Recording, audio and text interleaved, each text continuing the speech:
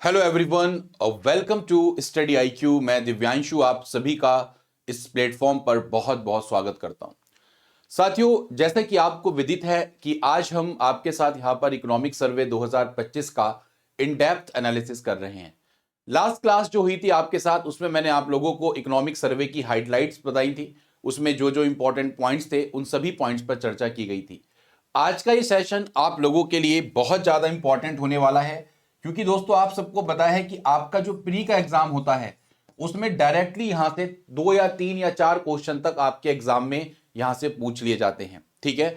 और दूसरी इंपॉर्टेंट बात, आप अच्छे तरीके से जानते हैं कि जो आप लोगों का मेंस का एग्जाम है, मेंस के एग्जाम की अगर मैं बात करूं तो यूपीएससी और यूपीपीसीएस में जीएस 3 में, इसके अलावा बीपीएससी में जीएस 2 में, ये आप लोगों का इंपॉर्टेंट एस्पेक्ट में आप लोगों को देखने को मिलता है। ठीक है। तो इकोनॉमिक सर्वे हमें बहुत अच्छे तरीके से पढ़ना है। जितने भी इसके इंपॉर्टेंट पॉइंट्स हैं वो हमें बहुत बेहतरीन तरीके से डिस्कस करने हैं। ठीक है। तो मैं उम्मीद करूंगा बहुत अच्छे तरीके से, शानदार तरीके से आपके जो भी अपकमिंग एग्जामिनेशन है, जहां पर भी इकोनॉमिक सर्वे आपसे पूछा जाए, वहां पे आप एक भी क्वेश्चन गलत ना करें। तो आज पूरी क्लास जो आपके साथ रहेगी, इसमें हम इन डेप्थ एनालिसिस करेंगे, जिससे आपको किसी भी तरीके की दिक्कत ना हो। ठीक है। तो स्टार्ट करें। मैं उम्मीद करूंगा कि आप अच्छे तरीके से इस सेशन को एक्सेस करेंगे। दूसरी बात, इस क्लास की इंपॉर्टेंट पीडीएफ के लिए, क्योंकि पीडीएफ आपको क्लास जरूर देखनी है, लेकिन क्लास देखने के बाद एक पीडीएफ से अपने नोट्स जब आप बनाएं, सबके पास अपने सेल्फ नोट्स होने चाहिए।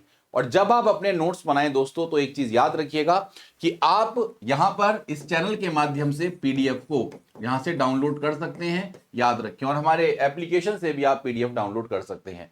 तो यहां पे जाकर पीडीएफ डाउनलोड करके, वीडियो देख के बाकायदा, तब अपने नोट्स आप बनाएं। और जो बच्चे लाइव क्लास देख रहे हैं उनकी तो बल्ले बल्ले है, कोई दिक्कत की बात है ही नहीं कि आप लाइव क्लास में पूरी परफॉर्मेंस यहां पे इंपॉर्टेंट पॉइंट की समझने की कोशिश करेंगे। ठीक है। तो सभी लोग तैयार हैं? एक बार जल्दी से कमेंट सेक्शन में यस बोल दीजिएगा, so that I could start the session.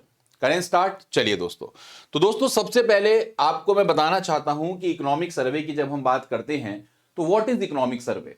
Economic survey दोस्तों एक ऑफिशियल रिपोर्ट कार्ड आपको देखने को मिलता है। हमारी सरकार ने क्या क्या किया है, क्या सरकार ने पिछले वर्षों में हमारे गवर्नमेंट की कैसी परफॉर्मेंस रही, उस सब का लेखा जोखा इकोनॉमिक सर्वे में आपको देखने को मिलता है। ठीक है। और ये हमारी कंट्री की, जो देश है, उसकी अर्थव्यवस्था का जो रोड मैप है, उसके बारे में बताता है कि हमें आगे कैसी तैयारी करनी है, भविष्य के लिए किस तरीके की पॉलिसीज बनानी है, उसके लिए इकोनॉमिक सर्वे हमारा काम में आपको देखने को मिलता है। ठीक है।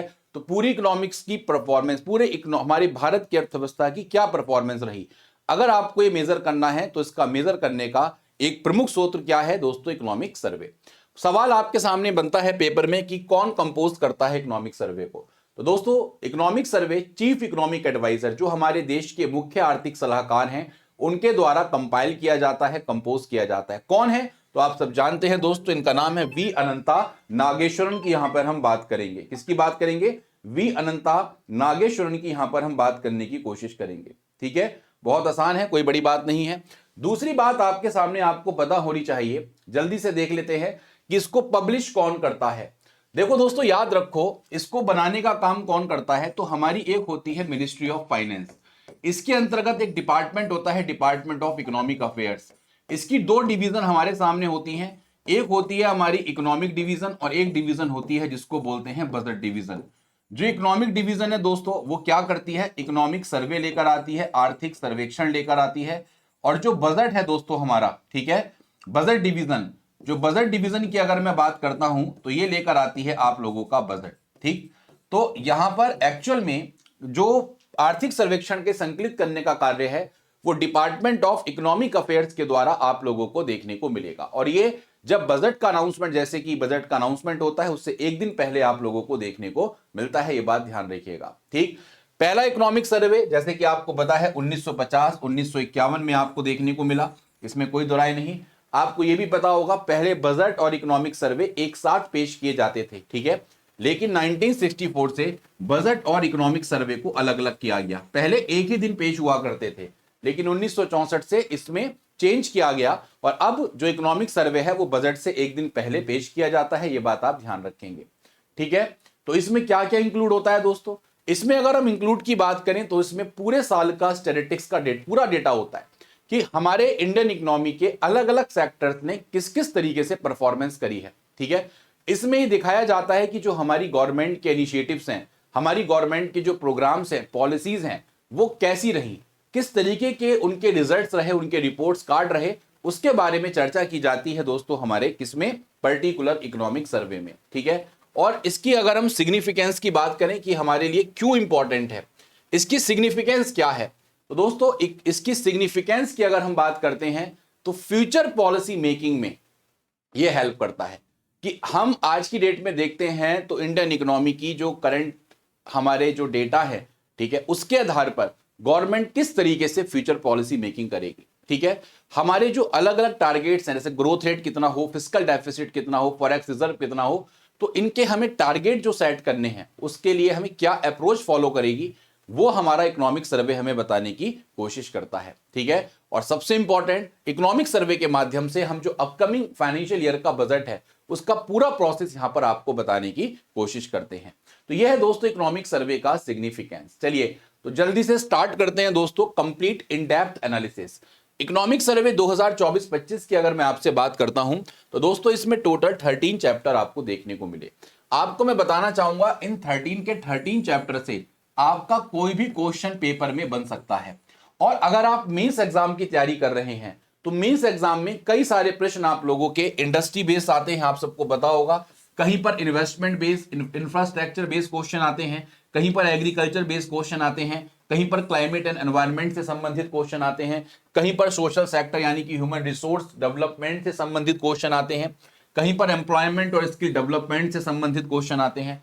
तो ये आप लोगों को सभी चीजों में क्या करेगा, हेल्प करेगा। It will help you out. ठीक है, ये आपको हर चीज में क्या करेगा, हेल्प करेगा कि मेंस में आपको कौन से डेटा पर फोकस रखना है, किस तरीके से आपको प्रीलिम्स में क्वेश्चन डायरेक्टली आप लोगों के यहां पर पूछे जाएंगे। ठीक, तो सबसे पहले इस इकोनॉमिक सर्वे का एक क्रिप्स मैं आपके साथ बता रहा हूं जो बहुत इंपॉर्टेंट है। डेट इज दोस्तों, ये पिक्चर आपको सबको दिख रही होगी, दिख रही है। इसमें सबसे पहली टर्म है हमारी फिस्कल डेफिसिट। फिस्कल डेफिसिट का मतलब होता है दोस्तों राजकोषीय घाटा। व्हाट इज राजकोषीय घाटा? राजकोषीय घाटे का मतलब होता है कि मेरी गवर्नमेंट का, बहुत ध्यान से समझें, जो मेरी सरकार के टोटल एक्सपेंडिचर हैं उसमें से गवर्नमेंट के टोटल रिवेन्यू को माइनस कर दूं, और इस रिवेन्यू में हम उस रिवेन्यू को शामिल नहीं करेंगे जो हमें बोरोइंग से प्राप्त हो रहा है या ऋण लेके प्राप्त हो रहा है। तो राजकोषीय घाटा हमें यह बताता है कि मेरी गवर्नमेंट को अभी और कितना पैसा बोरो करने की जरूरत है जिससे मैं अपनी अर्थव्यवस्था को चला सकूं। This is simple fiscal deficit. अगर हम फिस्कल डेफिसिट की बात करेंगे तो दोस्तों ये परसेंटेज ऑफ जीडीपी में होता है। अगर हम 2022-23 का देखें तो 6.4% ऑफ जीडीपी आपको फिस्कल डेफिसिट देखने को मिलेगा, और अगर हम 2023 और 24 की बात करेंगे तो ये 5.6 आपको परसेंट ऑफ जीडीपी देखने को मिलेगा। ये प्रोविजनल एक्चुअल्स डेटा आपको देखने को मिल रहे हैं। एक चीज याद रखें सभी एस्पिरेंट्स से मैं कहना चाहता हूं, बहुत ध्यान से समझे कि साथियों इससे पहले मैंने एक बजट की वीडियो पढ़ाई थी आप लोगों को, जिसमें बजट में मैंने आपको सारी टर्मिनोलॉजीज पढ़ाई थी। फिस्कल डेफिसिट क्या है, रेवेन्यू एक्सपेंडिचर क्या है, कैपिटल एक्सपेंडिचर क्या है, रेवेन्यू रिसिप्ट्स क्या है। तो वो वीडियो जरूर देख लेना। वो वीडियो मैं यहां पे आपको पिन करवा दूंगा कमेंट सेक्शन में, उस वीडियो को जरूर देखना, बहुत इंपॉर्टेंट है। उससे आपको सारी चीजें समझ में आ जाएंगी क्या क्या टर्म्स हैं। इसी तरीके से दोस्तों ईयर एंड में कितना हमारा विदेशी मुद्रा भंडार रहा, तो अगर हम फॉरेन एक्सचेंज रिजर्व की बात करेंगे तो 2023-24 में ये 646.4 यूएस डॉलर बिलियन देखने को मिला, और 2024-25 में ये जो बताया गया है कि भाई कितना बता रहे हैं, ये बता रहे हैं 634.6 यूएस डॉलर बिलियन की बात यहां पर की जा रही है। ठीक है, तो ये दो डेटा आप लोगों के लिए ये इंपॉर्टेंट है। जब मैं अपने देश का विदेशी मुद्रा भंडार निकालता हूं तो इसमें दोस्तों ये देखा जाता है कि हमारे पास कितनी फॉरेन करेंसी है, फॉरेन करेंसी एसेट्स हैं, प्लस हमारे पास कितने गोल्ड रिजर्व्स हैं, प्लस कितने एसडीआर हैं, कितने स्पेशल ड्रॉइंग राइट्स हैं हमारे पास, और प्लस क्या आपकी रिवर्स ट्रेंच पोजीशन कितनी है हमारी। ठीक है, यानी कि आईएमएफ में जो हमने कोटा दे रखा है उसका 25% हम कभी भी आईएमएफ से ले सकते हैं, तो वो होती है आप लोगों की ट्रेंच पोजीशन। ठीक है, तो इन सबसे मिलकर आपका फॉरेन एक्सचेंज रिजर्व बनता है। तो ये कितना है फिलहाल, तो याद रखें 646.4, थोड़ा सा इसमें डेक्लाइन होता हुआ आप लोगों को अपकमिंग ईयर में देखने को मिलेगा। वहीं पर दोस्तों जीडीपी ग्रोथ की अगर हम बात करते हैं तो 2024-25 के लिए ये 6.4 आपको परसेंट देखने को मिल रही है। कितनी? 6.4%। ये फर्स्ट एडवांस एस्टिमेट जो हुए थे उसके अकॉर्डिंग 6.4%। अगर आपसे पूछे 2025-26 में तो ये 6.3 से लेकर 6.8% तक यहां पर जीडीपी ग्रोथ की बात की गई है। ये बात ध्यान रखिएगा, इट्स वेरी वेरी इंपॉर्टेंट। वहीं पर दोस्तों अगर हम इंडस्ट्रियल प्रोडक्शन की बात करते हैं, औद्योगिक उत्पादन की, तो औद्योगिक उत्पादन को हम आईआईपी का मतलब क्या होता है? इंडेक्स ऑफ इंडस्ट्रियल प्रोडक्शन, औद्योगिक उत्पादन सूचकांक में इसको हम देखते हैं। तो इस बार के अगर आप इकोनॉमिक सर्वे को देखेंगे तो इसमें क्या बताया गया है दोस्तों?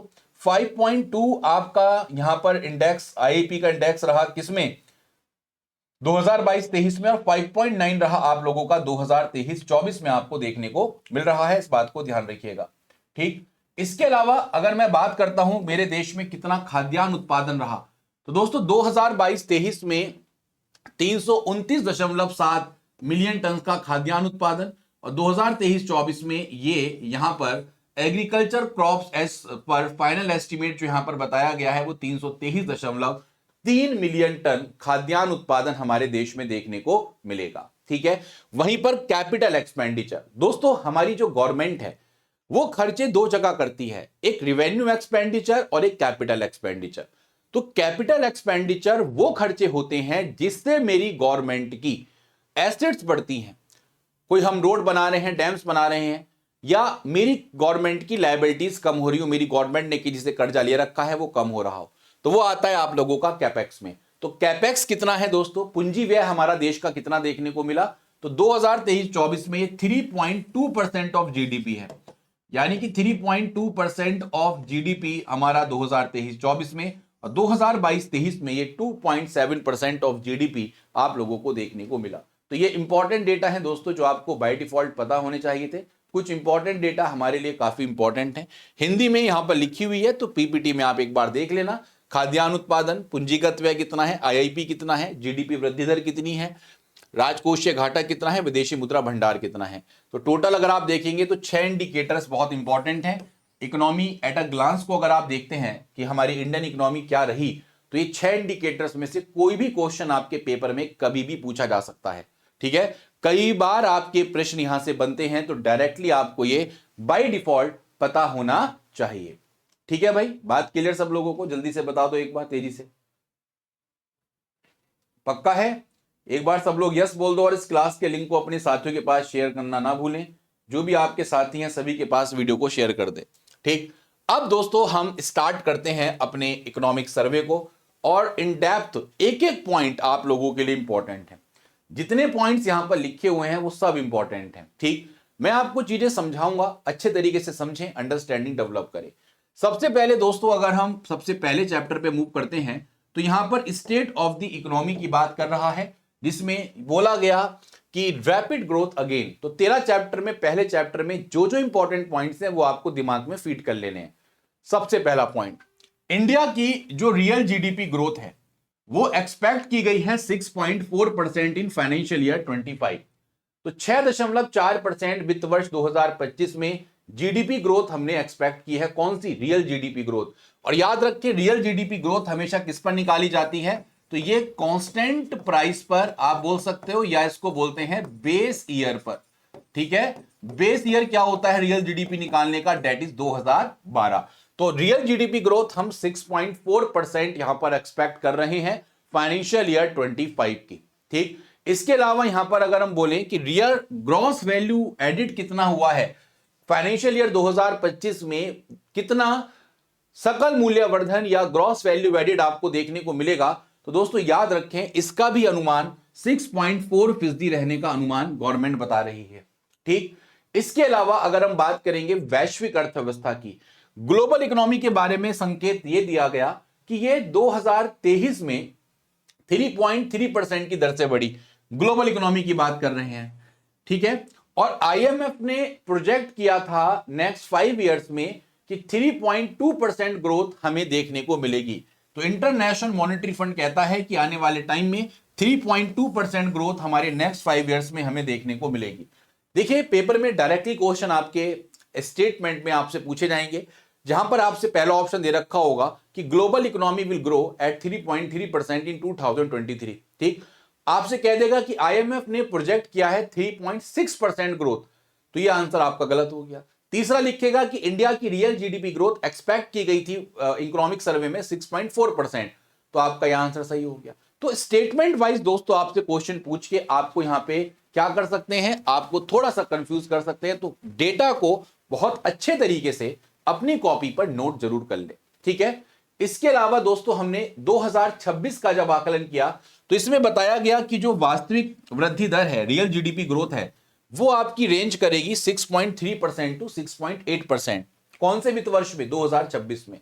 तो 6.3 से लेके 6.8% का अनुमान हमारे इस बार के दोस्तों इकोनॉमिक सर्वे में लगाया गया है। याद रखें, इसमें हमने ये बोला कि इसमें कुछ ना कुछ ग्रोथ फ्लक्चुएशंस होते रहेंगे, कुछ ना कुछ हमारे इकोनॉमिक ग्रोथ में उतार चढ़ाव हमें देखने को मिलेंगे।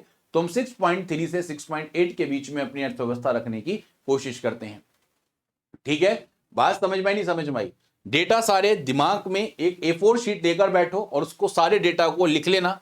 वेरी वेरी इंपॉर्टेंट, बहुत इंपॉर्टेंट है पेपर पॉइंट ऑफ व्यू से।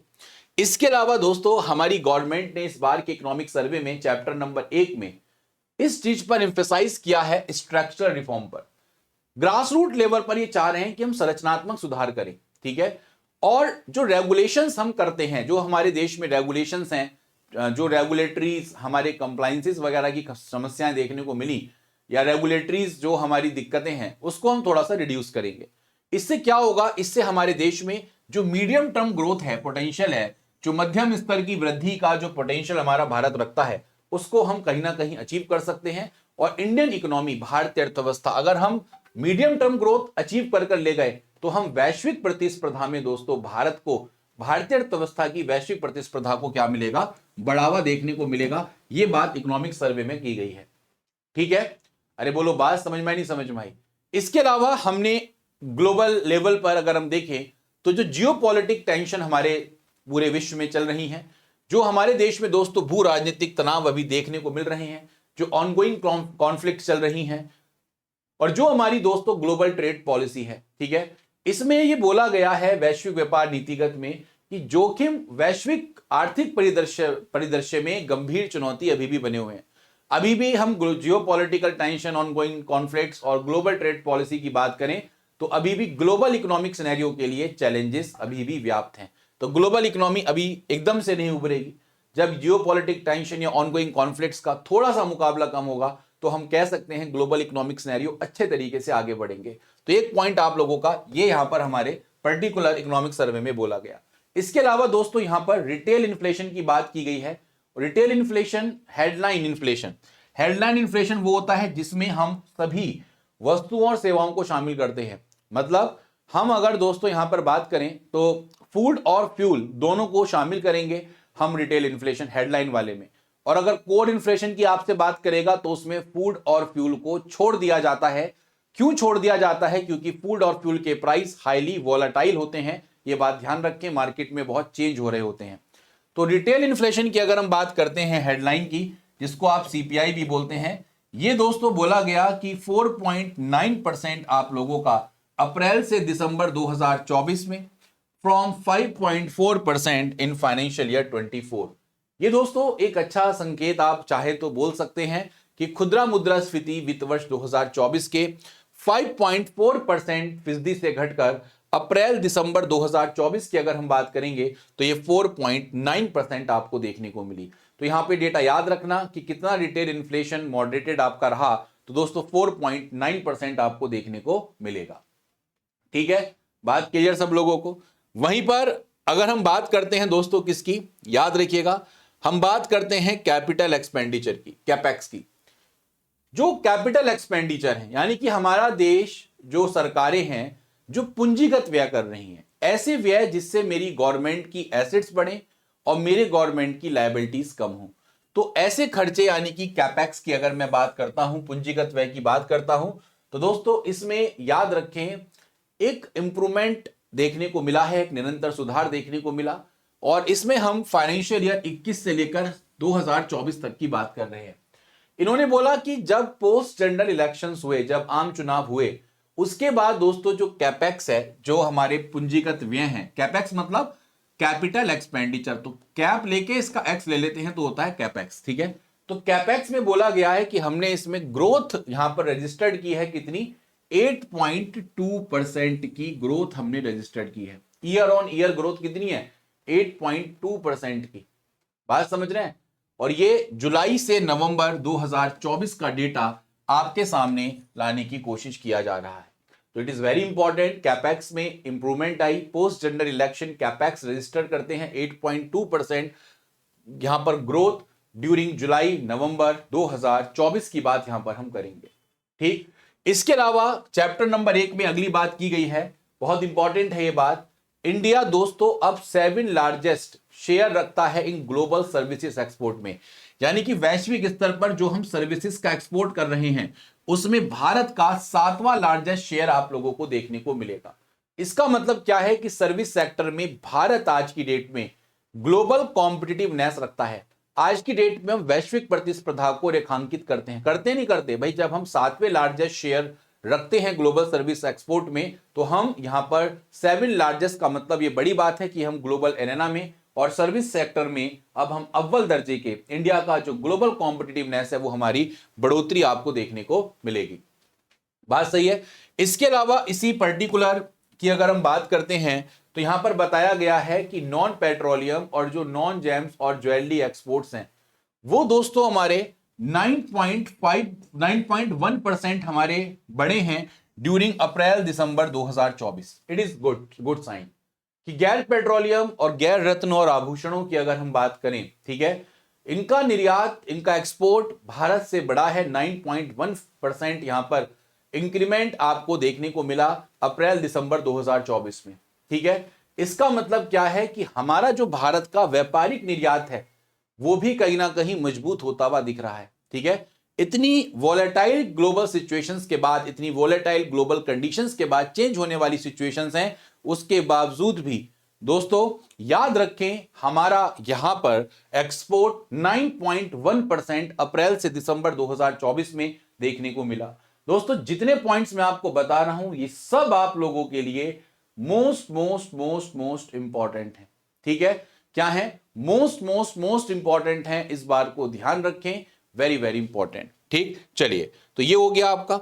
अब आते हैं हम दूसरा इंपॉर्टेंट हमारा chapter, facts related to monetary and financial sector.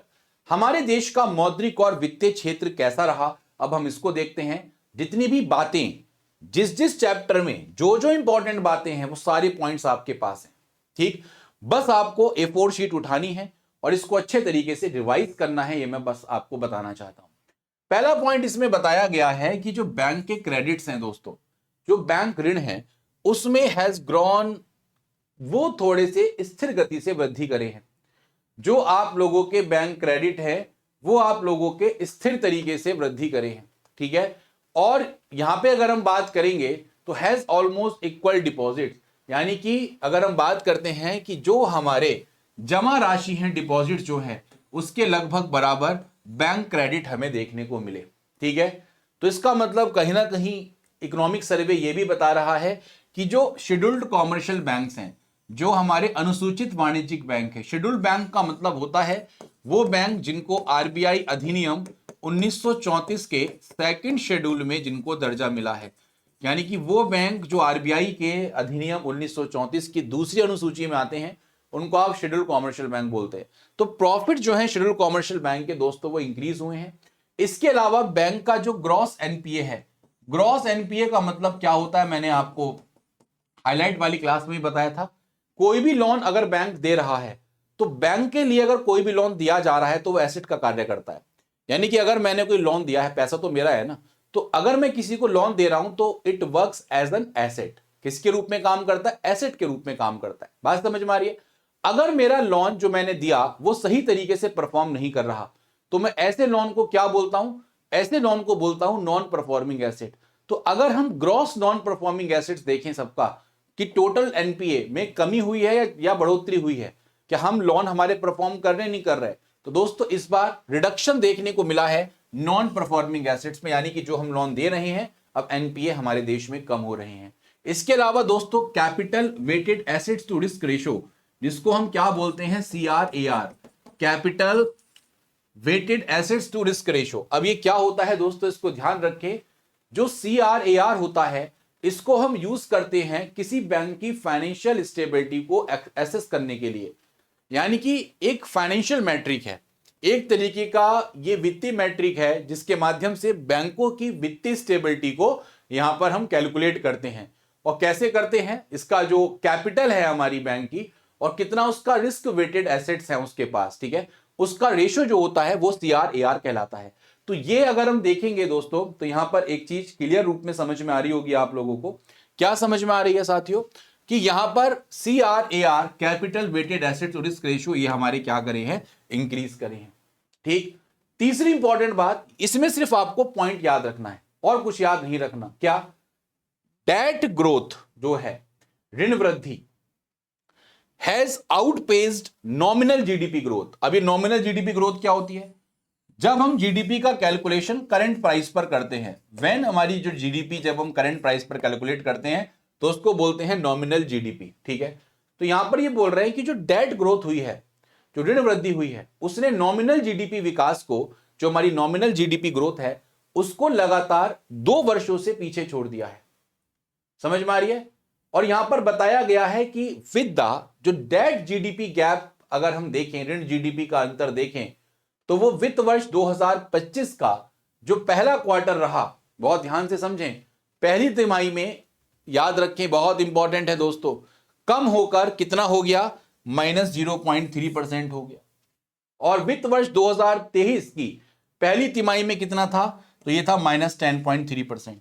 तो यहां पे आपसे डायरेक्टली क्वेश्चन पूछेंगे कि जो डेट ग्रोथ है आप लोगों की, उसने क्या कर दिया है, उसने आउटपेस कर दिया है नॉमिनल जीडीपी ग्रोथ को फॉर 2 कंसेक्यूटिव ईयर्स। कैसे, कि डेट जीडीपी गैप जो रहा आप लोगों का, अगर हम बात करते हैं, तो वो narrowing to -0.3% in Q1 of financial year 25 from -10.3% in Q1 financial year 23। ये बात ध्यान रखें। नेक्स्ट इंपॉर्टेंट दोस्तों, बहुत इंपॉर्टेंट है ये भी पॉइंट आप लोगों का। देखो, एक एक पॉइंट इकोनॉमिक सर्वे में आपसे कैसे पूछ लिया जाए कुछ नहीं पता। एग्जामिनर बहुत चालाक है दोस्तों, एग्जामिनर स्टेटमेंट्स देगा आप लोगों को और आपका दिमाग चलाएगा पेपर में। तो बिल्कुल भी घबराने की बात नहीं है, हम सब आपको पढ़ा रहे हैं, बस ध्यान से सुनो, ठीक है। दूसरी बात, बैंकिंग सेक्टर ने दोस्तों एसेट्स क्वालिटी को इंप्रूव किया, यानी कि बैंक्स के लिए जो भी उसकी एसेट्स होती हैं उसमें इंप्रूवमेंट देखने को मिला। ठीक है, इसके अलावा यहां पर हम देखेंगे तो excess capital and strong operating performance बैंकों की रही है, यानी कि अतिरिक्त पूंजी आप बोल दो और मजबूत परिचालन प्रदर्शन बैंकों का देखने को मिला। बात क्लियर है, इसके अलावा कोई दिक्कत तो नहीं, अरे बोलो क्लियर। अब आपसे पूछेंगे कि जो ग्रॉस एनपीए है, जो आप लोगों का जीएनपीए है शेड्यूल कॉमर्शियल बैंक का, वो कितना डेक्लाइन किया। तो याद रखिए दोस्तों, ये 2.6% डेक्लाइन किया है ऑफ ग्रॉस लोन। जितने भी लोन हैं, टोटल लोन का टोटल अगर हम एनपीए बात करेंगे तो 2.6% डेक्लाइन किया है। मैं उम्मीद करता हूं बात बिल्कुल समझ में आ रही होगी, ठीक है। एंड एडवांसेस टू एंड सितंबर तक 2024 तक 12 ईयर लो आपको यहां पर ये देखने को मिलेगा। It's very very important. बात क्लियर नहीं क्लियर है दोस्तों, यानी कि अगर हम बात करेंगे तो जीएनपीए शेड्यूल कॉमर्शियल बैंक का डेक्लाइन हो गया है 2.6% of gross loan and advances. कब तक, एंड सितंबर 2024 तक, और ये 12 साल में सबसे निम्न स्तर का है। अब आपके सामने पेपर में क्वेश्चन घुमाएगा, आपसे कहेगा कि जीएनपीए शेड्यूल कॉमर्शियल बैंक का कितना डेक्लाइन किया। आपने कहा 2.6% डेक्लाइन किया। आपसे पूछेगा कब तक की बात कर रहे हो, तो एंड सितंबर 2024 की। स्टेट बैंक में दे देगा क्या ये 10 ईयर लो है या 9 ईयर लो है, तो आप याद रखो 12 वर्षों का सबसे निम्नतम स्तर है जब जीएनपीए हमारा डेक्लाइन किया है। तो ग्रॉस लोन जो एडवांसेस हमारे हैं बैंक्स के, जो हमने दे रखे हैं, ग्रॉस लोन और एडवांसेस का 2.6% जीएनपीए हमारा दोस्तों डेक्लाइन कर गया है। ये बात ध्यान रखिएगा, इट्स वेरी वेरी इंपॉर्टेंट। ठीक, क्लियर। अच्छा, दूसरी बात मैं आपको बता दूं, आप सबने पता होगा कि एक इंसॉल्वेंसी एंड बैंकरप्सी कोड होता है। इसमें डायरेक्ट स्टेटमेंट याद रखो कि इंसॉल्वेंसी एंड बैंकरप्सी कोड की अगर हम बात करते हैं तो इसके अंतर्गत 3.6 लाख करोड़ रुपए रेज्ड हुए हैं। ठीक है। और वो कैसे रेज हुए हैं, किस तरीके से रेज हुए हैं, तो याद रखें सितंबर 2024 तक 1068 योजनाओं के समाधान की बात की गई है, रिजोल्यूशन की बात की गई है। समझ पा रहे हैं। और ये अपने आप में एक अच्छी खासी अमाउंट है, 3.6 लाख करोड़ रेज किए गए हैं फ्रॉम द रिजोल्यूशन। किसने रिजोल्यूशन किया, 1068 स्कीम्स की बात कर रहे हैं, insolvency and bankruptcy code. Date याद रखो सितंबर 2024 आपको याद रखनी है, ठीक। इसके अलावा दोस्तों आम चुनाव जब हुए देश में तो उसकी वजह से बाजार की अस्थिरता से जुड़ी चुनौतियां देखने को मिली, लेकिन उसके बावजूद भी भारतीय स्टॉक मार्केट ने जो कई अन्य उभरते बाजार हैं उनको पीछे छोड़ा है। तो एक तरीके से इंडियन स्टॉक मार्केट ने परफॉर्म किया है, उसने आउट परफॉर्म किए हैं अदर इमर्जिंग मार्केट। चैलेंजेस रहे, मार्केट वॉलेटाइल रहा जनरल इलेक्शंस के कारण, लेकिन स्टॉक मार्केट ने अपनी परफॉर्मेंस बरकरार रखी है। इसकी बात भी दोस्तों मॉनेटरी और फाइनेंशियल सेक्टर के अंतर्गत की जा रही है, ठीक, बात क्लियर। इसके साथ साथ अगर हम अगले पॉइंट पे आएंगे तो याद रखें इसमें एक बात की गई है कि जो कैपिटल रेज की गई है प्राइमरी मार्केट से, प्राथमिक बाजार की अगर हम बात करते हैं जिसमें इक्विटी और डेट दोनों आपको देखने को मिलेंगे। क्या देखने को मिलेंगे, इक्विटी और डेट। इक्विटी और डेट का मतलब क्या है, आप सब जानते हैं कि अगर मुझे कैपिटल रेज करनी है तो या तो मैं अपनी इक्विटी दूंगा या मैं किसी से कर्जा लूंगा, ठीक है, किसी से इक्विटी के माध्यम से पैसा लूंगा। तो ये दोस्तों अप्रैल से दिसंबर 2024 की अगर हम बात करते हैं तो कैपिटल कितनी रेज हुई है, 11.1 लाख 11.1 लाख करोड़ आपकी कैपिटल रेज हुई है अप्रैल से दिसंबर 2024, ठीक है। और ये अमाउंट आप लोगों की 5% ज्यादा है। जो अमाउंट 2024 में रेज हुई थी, कैपिटल जो हमने रेज की थी, पूंजी जो हमने बाजार से संग्रह किया था, वो फाइनेंशियल ईयर 2024 से 5% ज्यादा आप लोगों को देखने को मिलेगा, ठीक। इसके अलावा दोस्तों एक रेशियो होता है, ratio of GDP to BSE market capitalisation. इसका मतलब है कि जो बाजार से पूंजीकरण हम कर रहे हैं, मार्केट कैपिटलाइजेशन जब भी कभी आपको निकालना हो तो कितने नंबर ऑफ शेयर्स जारी किए गए और कॉस्ट पर शेयर कितनी है, जब इन दोनों का मल्टीप्लिकेशन आप करते हैं तो उसको बोलते हैं मार्केट कैपिटलाइजेशन।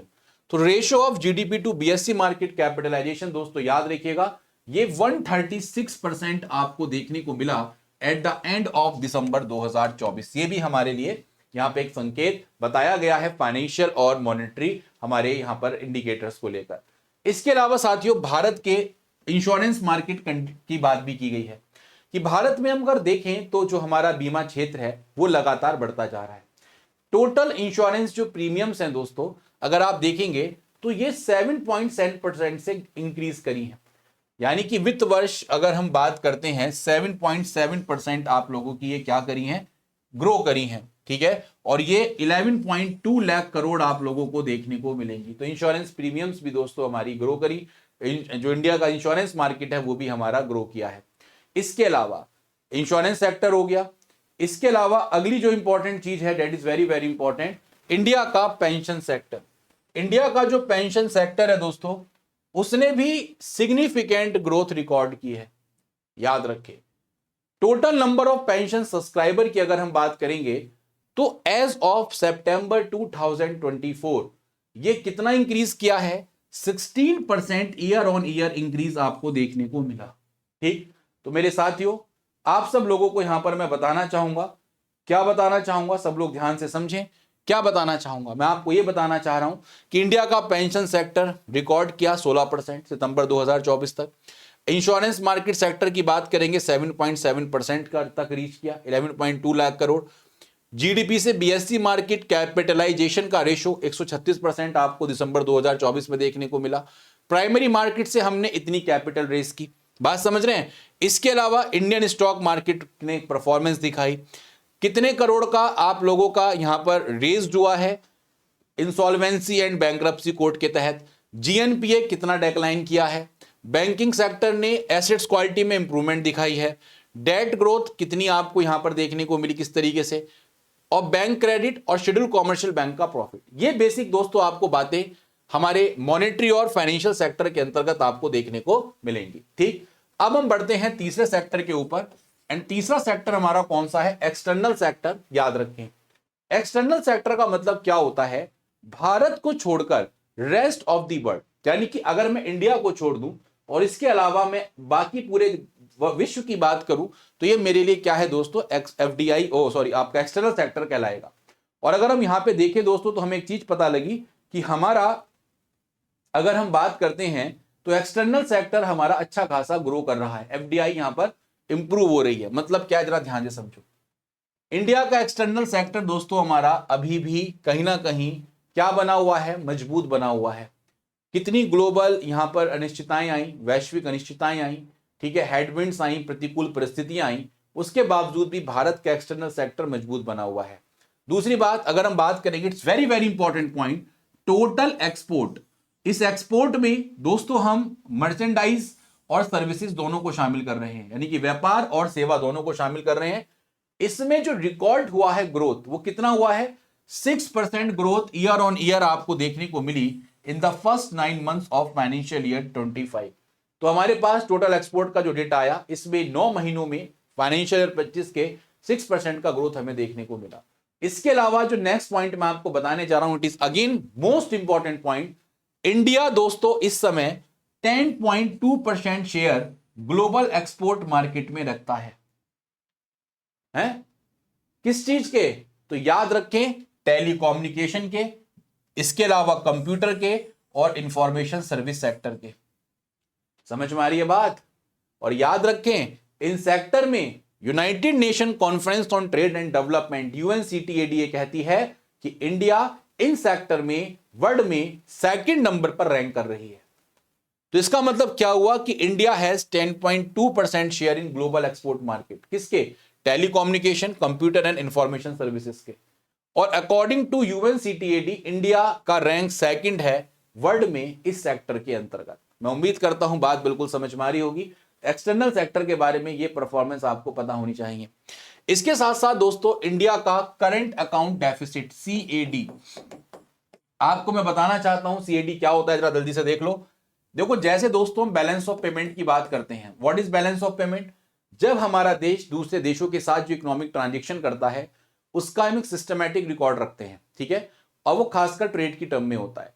तो हमारे देश में बैलेंस ऑफ पेमेंट मेंटेन करती है रिजर्व बैंक ऑफ इंडिया, ठीक है। अब जब RBI balance of payment maintain कर रही है तो उसके पास कुछ दो प्रमुख अकाउंट होते हैं। एक होता है इसके पास करंट अकाउंट और एक होता है इसके पास कैपिटल अकाउंट। तो करंट अकाउंट में कुछ आइटम्स रखे जाते हैं, जैसे कितना हमने वस्तुओं का एक्सपोर्ट इंपोर्ट किया, कितना हमने सर्विसेज का एक्सपोर्ट इंपोर्ट किया, कितने हमारे यूनिलेटरल पेमेंट्स हैं, ठीक है। इस तरीके से पूरा लेखा जोखा रखा जाता है। इसके अलावा कितनी हमारी फैक्टर सर्विसेज क्रिएट हुई। अब इसमें होता क्या है, इस अकाउंट में जब हम इस सबका लेखा जोखा रख रहे हैं, अगर इस अकाउंट में, बहुत ध्यान से समझें, इस करंट अकाउंट में हमारे देश से पैसा जा रहा है ज्यादा और आ रहा है कम, यानी कि दोस्तों आ रहा है 10,000, जा रहा है 12,000, तो हमें घाटा हुआ नहीं हुआ। तो याद रखें, इसको बोलते हैं करंट अकाउंट डेफिसिट, यानी कि अभी भी हमारे करंट अकाउंट डेफिसिट बने हुए हैं, सीएडी बना हुआ है। समझ में आ रही है।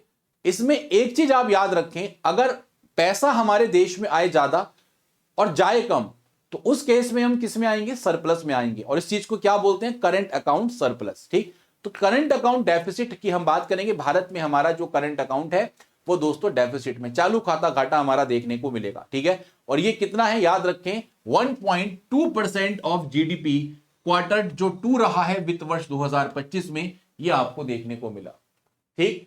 इसमें ये बोल रहे हैं कि इसमें थोड़ा सा सपोर्ट रहा है कि जो नेट सर्विसेज हमारी रही हैं, जो सर्विसेज रिसिप्ट्स हैं हमारी, यानी कि सेवा क्षेत्र में ग्रोथ हमें देखने को मिली, और कुछ प्राइवेट ट्रांसफर जो हुए हैं उससे थोड़ा सा सपोर्ट इस सेक्टर को देखने को मिला। बट डायरेक्टली आप लोगों को अगर हम बात करते हैं तो इंडिया का current account deficit 1.2% of GDP आपको देखने को मिलेगा।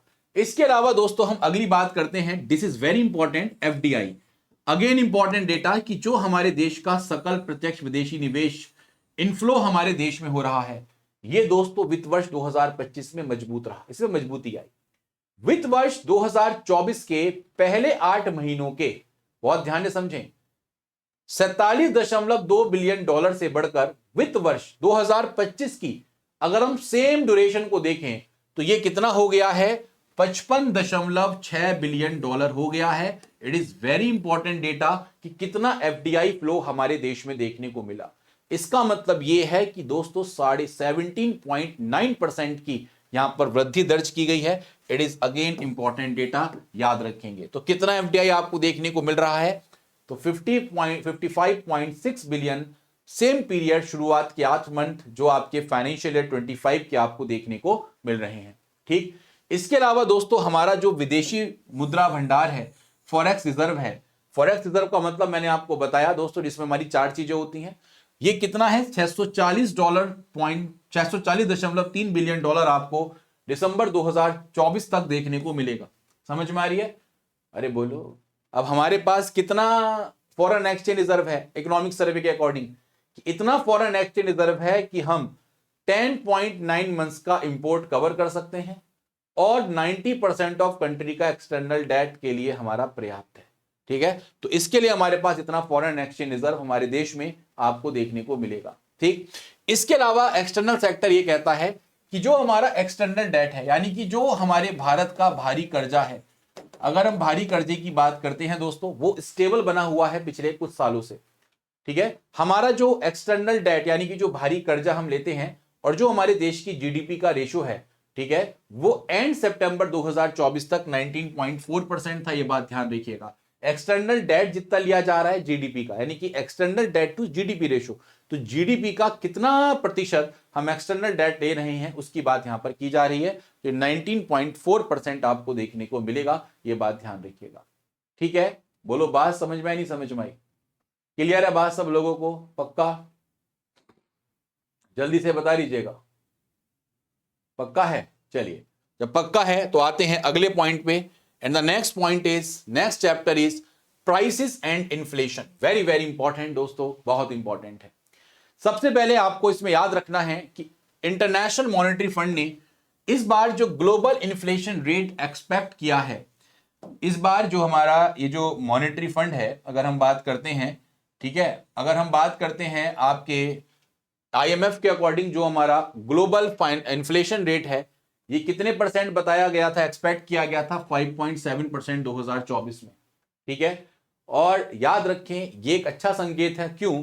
क्योंकि 8.7% 2022 में आपको देखने को मिला था, मतलब पीक पे था इन्फ्लेशन की, अगर हम बात करते हैं ग्लोबल इन्फ्लेशन।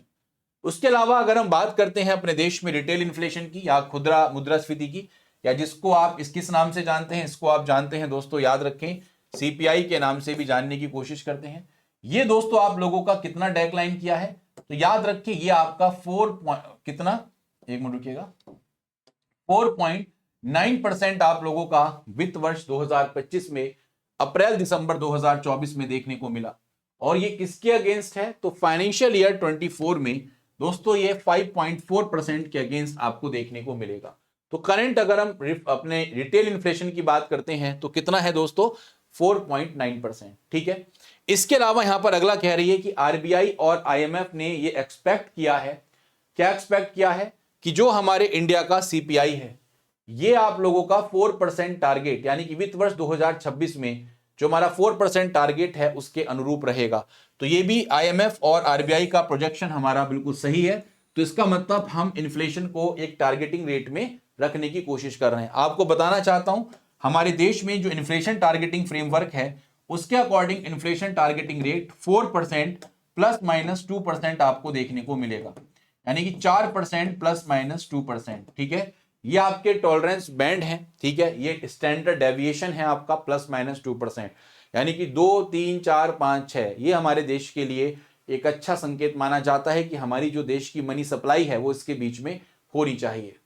बात समझ में नहीं समझ में आई? अरे बोलो क्लियर। दूसरी बात यहां पर ये कह रहे हैं कि इस बार हमने क्या किया कि जो क्लाइमेट रेजिलेंट आपकी क्रॉप वैरायटीज हैं, ठीक है, और जो एग्रीकल्चर प्रैक्टिसेस हैं इसमें हमने इंप्रूव किया। यानी कि जो आजकल आपको पता होगा क्लाइमेट रेजिलेंट जलवायु के अकॉर्डिंग क्रॉप वैरायटीज आने लग गई हैं। ठीक है, और ऐसी अगर एग्रीकल्चर प्रैक्टिसेस में आप इंप्रूव करो तो इससे कई बार अगर क्लाइमेट इवेंट्स मान लो आपके पक्ष में नहीं है, या जलवायु की जो इंसिडेंट्स हो रहे हैं, मान लो चेंज हो रहा है क्लाइमेट चेंज वगैरह, इसके इफेक्ट को कम किया जा सकता है। ठीक, और अगर आपने इसके इफेक्ट को कम कर दिया, वही इसके जो इंपैक्ट हैं क्लाइमेट चेंज वगैरह के, उसको अगर आपने कम कर दिया, तो इसमें ये बोला गया कि हम प्राइस स्टेबिलिटी लॉन्ग टर्म के लिए कर पाएंगे। तो इस चीज की बात यहां पर की गई है, याद रखिएगा, इट्स वेरी वेरी इंपॉर्टेंट कि क्लाइमेट रेजिलेंट क्रॉप वैरायटीज और agriculture practices is essential to mitigate the impacts of extreme climate events and achieve price stability in the long term. ठीक, ये बात समझ में आ गई। अब आते हैं दोस्तों हमारा नेक्स्ट चैप्टर। नेक्स्ट चैप्टर किसकी बात करता है? मीडियम टर्म व्यू, मध्य अवधि दृष्टि क्या है। इस बार जो मीडियम टर्म व्यू है दोस्तों, इसमें कुछ चीजें यहां पर बताई गई हैं। सबसे पहले इसमें बोला गया है कि इंडियन इकोनॉमी जो है, हमारी भारतीय अर्थव्यवस्था, बहुत ध्यान से समझें, ये इस समय बदलाव के मध्य में है, ट्रांसफॉर्मेशन के मिड्स में आपको देखने को मिलेगी भारत की इकोनॉमी। ठीक, जो रिफ्लेक्ट कर रही है, क्या चीज रिफ्लेक्ट कर रही है? जो दोस्तों आप लोगों के क्या हो रहे हैं, अभूतपूर्व आर्थिक चुनौतियां हैं और जो अवसर हैं उसको प्रतिबिंबित करेगी। मतलब इंडियन इकोनॉमी इस समय अगर हम देखें तो बदलाव के मध्य में है। इसमें हम देख सकते हैं रिफ्लेक्ट्स किसका? अनप्रेसिडेंट इकोनॉमिक चैलेंजेस और अपॉर्चुनिटीज जो हमारे देश में आ रही हैं, उन सबका एक रिफ्लेक्शन इंडियन इकोनॉमी को देखने को मिलेगा। और एक टर्म आप लोग जरूर याद रखें, काफी इंपॉर्टेंट टर्म है, that is Jio economic fragmentation, GEF. ठीक है, जीईएफ ये कह रहा है कि जीईएफ जियो इकोनॉमिक जो फ्रेगमेंटेशन हैं आज की डेट में, वो क्या है? रिप्लेस कर रहे हैं ग्लोबलाइजेशन को, वैश्वीकरण को। ठीक है, और इसके द्वारा कई नए which will drive new manipulation, इसकी बात यहां पर इंडियन इकोनॉमी के माध्यम से की गई है। सेकंड पॉइंट बहुत ज्यादा इंपॉर्टेंट है कि इस बार जो भारत है वो 2047 तक यहां पर जो डेवलप्ड इंडिया, विकसित भारत का उद्देश्य है, उसको प्राप्त करेगा।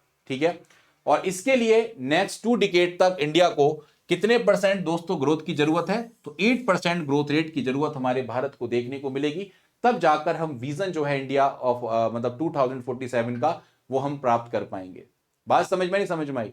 इसके अलावा एक चीज इसमें और मेंशन की गई है कि जो इंडिया का मीडियम टर्म ग्रोथ विजन है, ठीक है, तो उसमें हमें कुछ क्या करनी पड़ेंगी, कंसिडर करनी पड़ेंगी कुछ ग्लोबल रियलिटीज, जैसे चाइना पर डिपेंडेंस फॉर जीएफ, जियो इकोनॉमिक फ्रेगमेंटेशन के लिए चाइना पर डिपेंडेंस, चाइना के मैन्युफैक्चरिंग स्ट्रेंथ, है ना।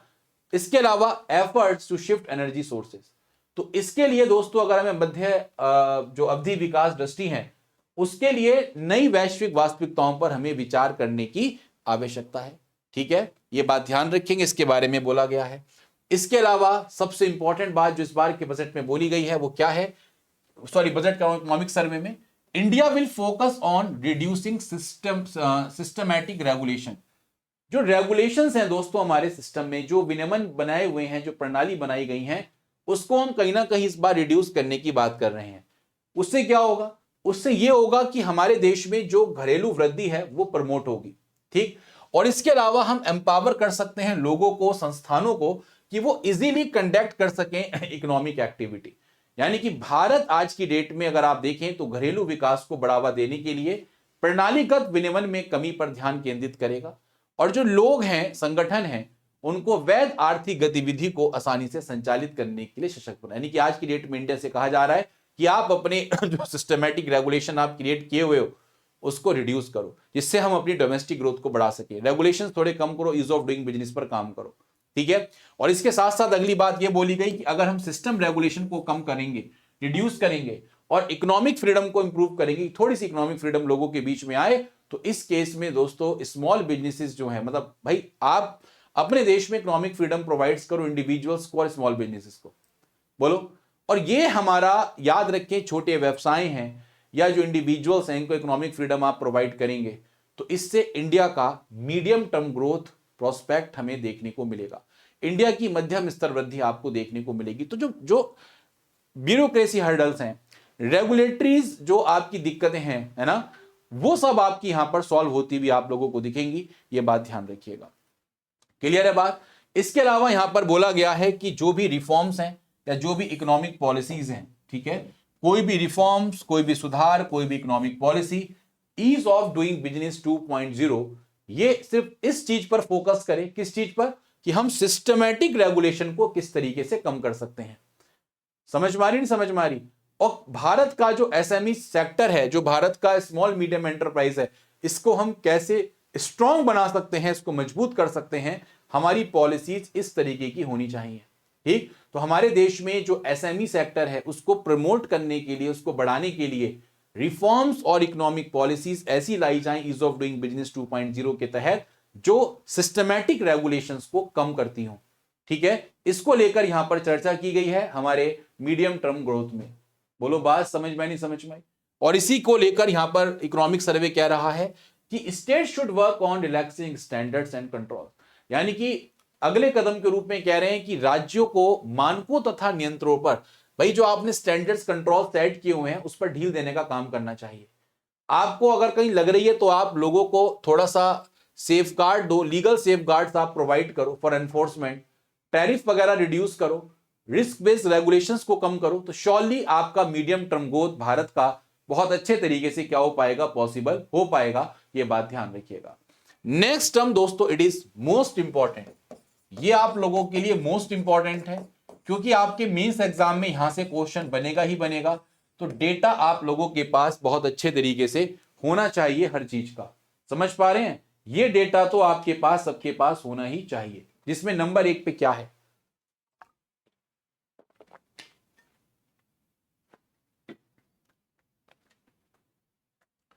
इसमें गवर्नमेंट बोल रही है दोस्तों कि सेंट्रल का फोकस ऑफ द गवर्नमेंट, यानी कि हमारी गवर्नमेंट का जो मेन ध्यान है वो किस चीज पर है। पिछले 5 वर्षों में सरकार का जो मेन ध्यान रहा है गवर्नमेंट का, वो रहा है कि हम किस तरीके से पब्लिक एक्सपेंडिचर इंक्रीज करें, किस चीज के लिए, इंफ्रास्ट्रक्चर के लिए, और किस तरीके से हम जो अप्रूवल्स हैं या रिसोर्स मोबिलाइजेशन कर रहे हैं उसको स्पीड अप करें। तो पिछले 5 वर्षों में सरकार का जो एक तरीके से कोर है, सरकार का जो ध्यान है वो किस चीज के लिए है, वो है किस चीज के लिए, अवसंरचना में, इंफ्रास्ट्रक्चर में हम पब्लिक एक्सपेंडिचर बढ़ाएं। ठीक है, और हम यहां पर किस तरीके से भारत में रिसोर्स मोबिलाइजेशन के लिए अप्रूवल्स लें, उसको स्पीड अप करने का उद्देश्य हमारा यहां पर इकोनॉमिक सर्वे रख रहा है। इसके अलावा दोस्तों अगर हम बात करेंगे तो central government capital outlay on की इंफ्रास्ट्रक्चर सेक्टर, यह आपका इंक्रीज हुआ है 38.8%, यानी कि वित्त वर्ष 2020 में और फाइनेंशियल ईयर 2024 से अगर आप देखेंगे तो सेंट्रल गवर्नमेंट का जो कैपिटल आउटले है, जो सरकार का पूंजीगत परिव्यय है दोस्तों, वो आप लोगों का इंक्रीज हुआ। ठीक, इसके अलावा हम बात करते हैं हमारे रेलवे नेटवर्क की। रेलवे नेटवर्क ट्रांसपोर्ट कनेक्टिविटी की अगर हम बात करते हैं तो यहां पे 2031 किलोमीटर रेल नेटवर्क आपके कमीशन हुए हैं। कब? ड्यूरिंग अप्रैल से नवंबर 2024। 17 पेयर्स ऑफ वंदे भारत दोस्तों ट्रेन आप लोगों की इंट्रोड्यूस हुई हैं अप्रैल से अक्टूबर 2024। It is a good data, it is a good rail transport की अगर हम बात करते हैं, it is a good sign. इसके अलावा यहां पर it is again important portion कि रोड नेटवर्क के तहत, जो सड़क हम नेटवर्क की बात कर रहे हैं, उसके तहत जो नेशनल हाईवेज आपके कंस्ट्रक्ट किए गए हैं फाइनेंशियल ईयर 2025 में, वो 5853 किलोमीटर किए गए हैं। यानी कि अप्रैल से दिसंबर की अगर हम बात करेंगे तो total 5853 kilometre of national highways आप लोगों के कंस्ट्रक्ट किए गए। ठीक, इंफ्रास्ट्रक्चर से संबंधित ही हम अगर बात करते हैं तो एक national industrial corridor development program, यानी कि हम अपने देश में क्या कर रहे हैं, इंडस्ट्रियल डेवलपमेंट कॉरिडोर्स बना रहे हैं। ठीक है, और अगर हम इंडस्ट्रियल डेवलपमेंट कॉरिडोर्स बना रहे हैं दोस्तों, तो उसके डेवलपमेंट प्रोग्राम के लिए हमने क्या किया, 383 लैंड प्लॉट्स हमने अलॉट किए हैं कि उन लैंड प्लॉट्स को, उन पर्टिकुलर 383 के जो लैंड आपके भूमि के जो प्लॉट हैं, उसको इंडस्ट्रियल यूज के लिए आप यूज कर सको। अलग अलग क्षेत्रों में अगर आप इंडस्ट्रियल यूज के लिए यूज करना चाहते हैं, फेज 1 के तहत हमने इस प्रोग्राम पर ध्यान, 383 इंपॉर्टेंट है, 383, और इसमें टोटल एरिया कितना है आपको पता है, 3788 एकड़ का एरिया आपको देखने को मिलेगा। बताओ, 3788 एकड़ में फेज 1 में नेशनल इंडस्ट्रियल कॉरिडोर बनाए जा रहे हैं, उसका डेवलपमेंट किया जा रहा है। तो इंफ्रा पे अच्छा खासा डेवलपमेंट गवर्नमेंट करने की कोशिश कर रही है, इस बात को ध्यान रखिएगा। वहीं पर दोस्तों सबसे इंपॉर्टेंट बात है, हमारे यहां पर आज की डेट में जो पोर्ट ट्रांसपोर्टेशन एक्सेस हैं, यानी कि जो हमारे देश में जो पतन की परिवहन, पोर्ट ट्रांसपोर्टेशन की अगर हम बात करते हैं, इसमें सुधार देखने को मिला। अब आप कहोगे कैसे देखने को मिला, तो दोस्तों इसमें ऑपरेशन एफिशिएंसी में इंप्रूवमेंट देखने को मिला। ठीक है, अब कैसे मिला, सवाल यह है। तो दोस्तों ऑपरेशनल इफिशिएंसी में इंप्रूवमेंट जो देखने को मिला और इसके माध्यम से रिडक्शन देखने को मिला किसमें, average container turn around time. Major ports में अगर हम देखेंगे, अगर आपको बताया जाए तो दोस्तों जो प्रमुख हमारे पोर्ट्स थे हमारे, ठीक है, तो उसकी ऑपरेशनल इफिशिएंसी में सुधार देखने को मिला। आज आप देखेंगे तो टर्न अराउंड टाइम जो हमें देखने को मिलता है कंटेनर का, वो पता है कितना है? वित्त वर्ष 2024 में वो था 48.1 आवर, समझ रहे हैं? और ये फाइनेंशियल ईयर 25 में 30.4 आवर आपको देखने को मिल रहा है। यानी कि इसका मतलब पोर्ट ट्रांसपोर्टेशन एक्सेस अब आज भी हमारे देश में इसको बढ़ाने की बात की गई है। ठीक, इसके साथ साथ दोस्तों अगला इंपॉर्टेंट है कि जो रिन्यूएबल एनर्जी कैपेसिटी है, जो हमारे देश में नवीकरणीय ऊर्जा की जो क्षमता है from solar and wind power, ये आपकी इंक्रीज कर दी गई है 15.8% टिल दिसंबर 2024 तक। आप देख सकते हैं दिसंबर 2024 तक रिन्यूएबल एनर्जी कैपेसिटी भी हमारी दोस्तों 15.8% ईयर ऑन ईयर इंप्रूव हुई है। It is a good sign, है साइन भाई। एनर्जी सेक्टर में हम इंप्रूव करें, रेल में करें, पोर्ट में करें, और इसके अलावा रोड नेटवर्क में करें, इंडस्ट्रियल कॉरिडोर में हम बढ़ोतरी कर रहे हैं, तो it is a good sign. इसके अलावा दोस्तों नेक्स्ट इंपॉर्टेंट पॉइंट है, very very important point paper point of view से, कि जो रिन्यूएबल एनर्जी है उसका शेयर इंडिया में, मतलब अगर हम बात करते हैं रिन्यूएबल एनर्जी का शेयर इंडिया की टोटल इंस्टॉल्ड कैपेसिटी में, ये दोस्तों आप लोगों का 47% आपका इंक्रीज हो चुका है। कितना? 47% आप लोगों का इंक्रीज हुआ है, इस बात को ध्यान रखेंगे।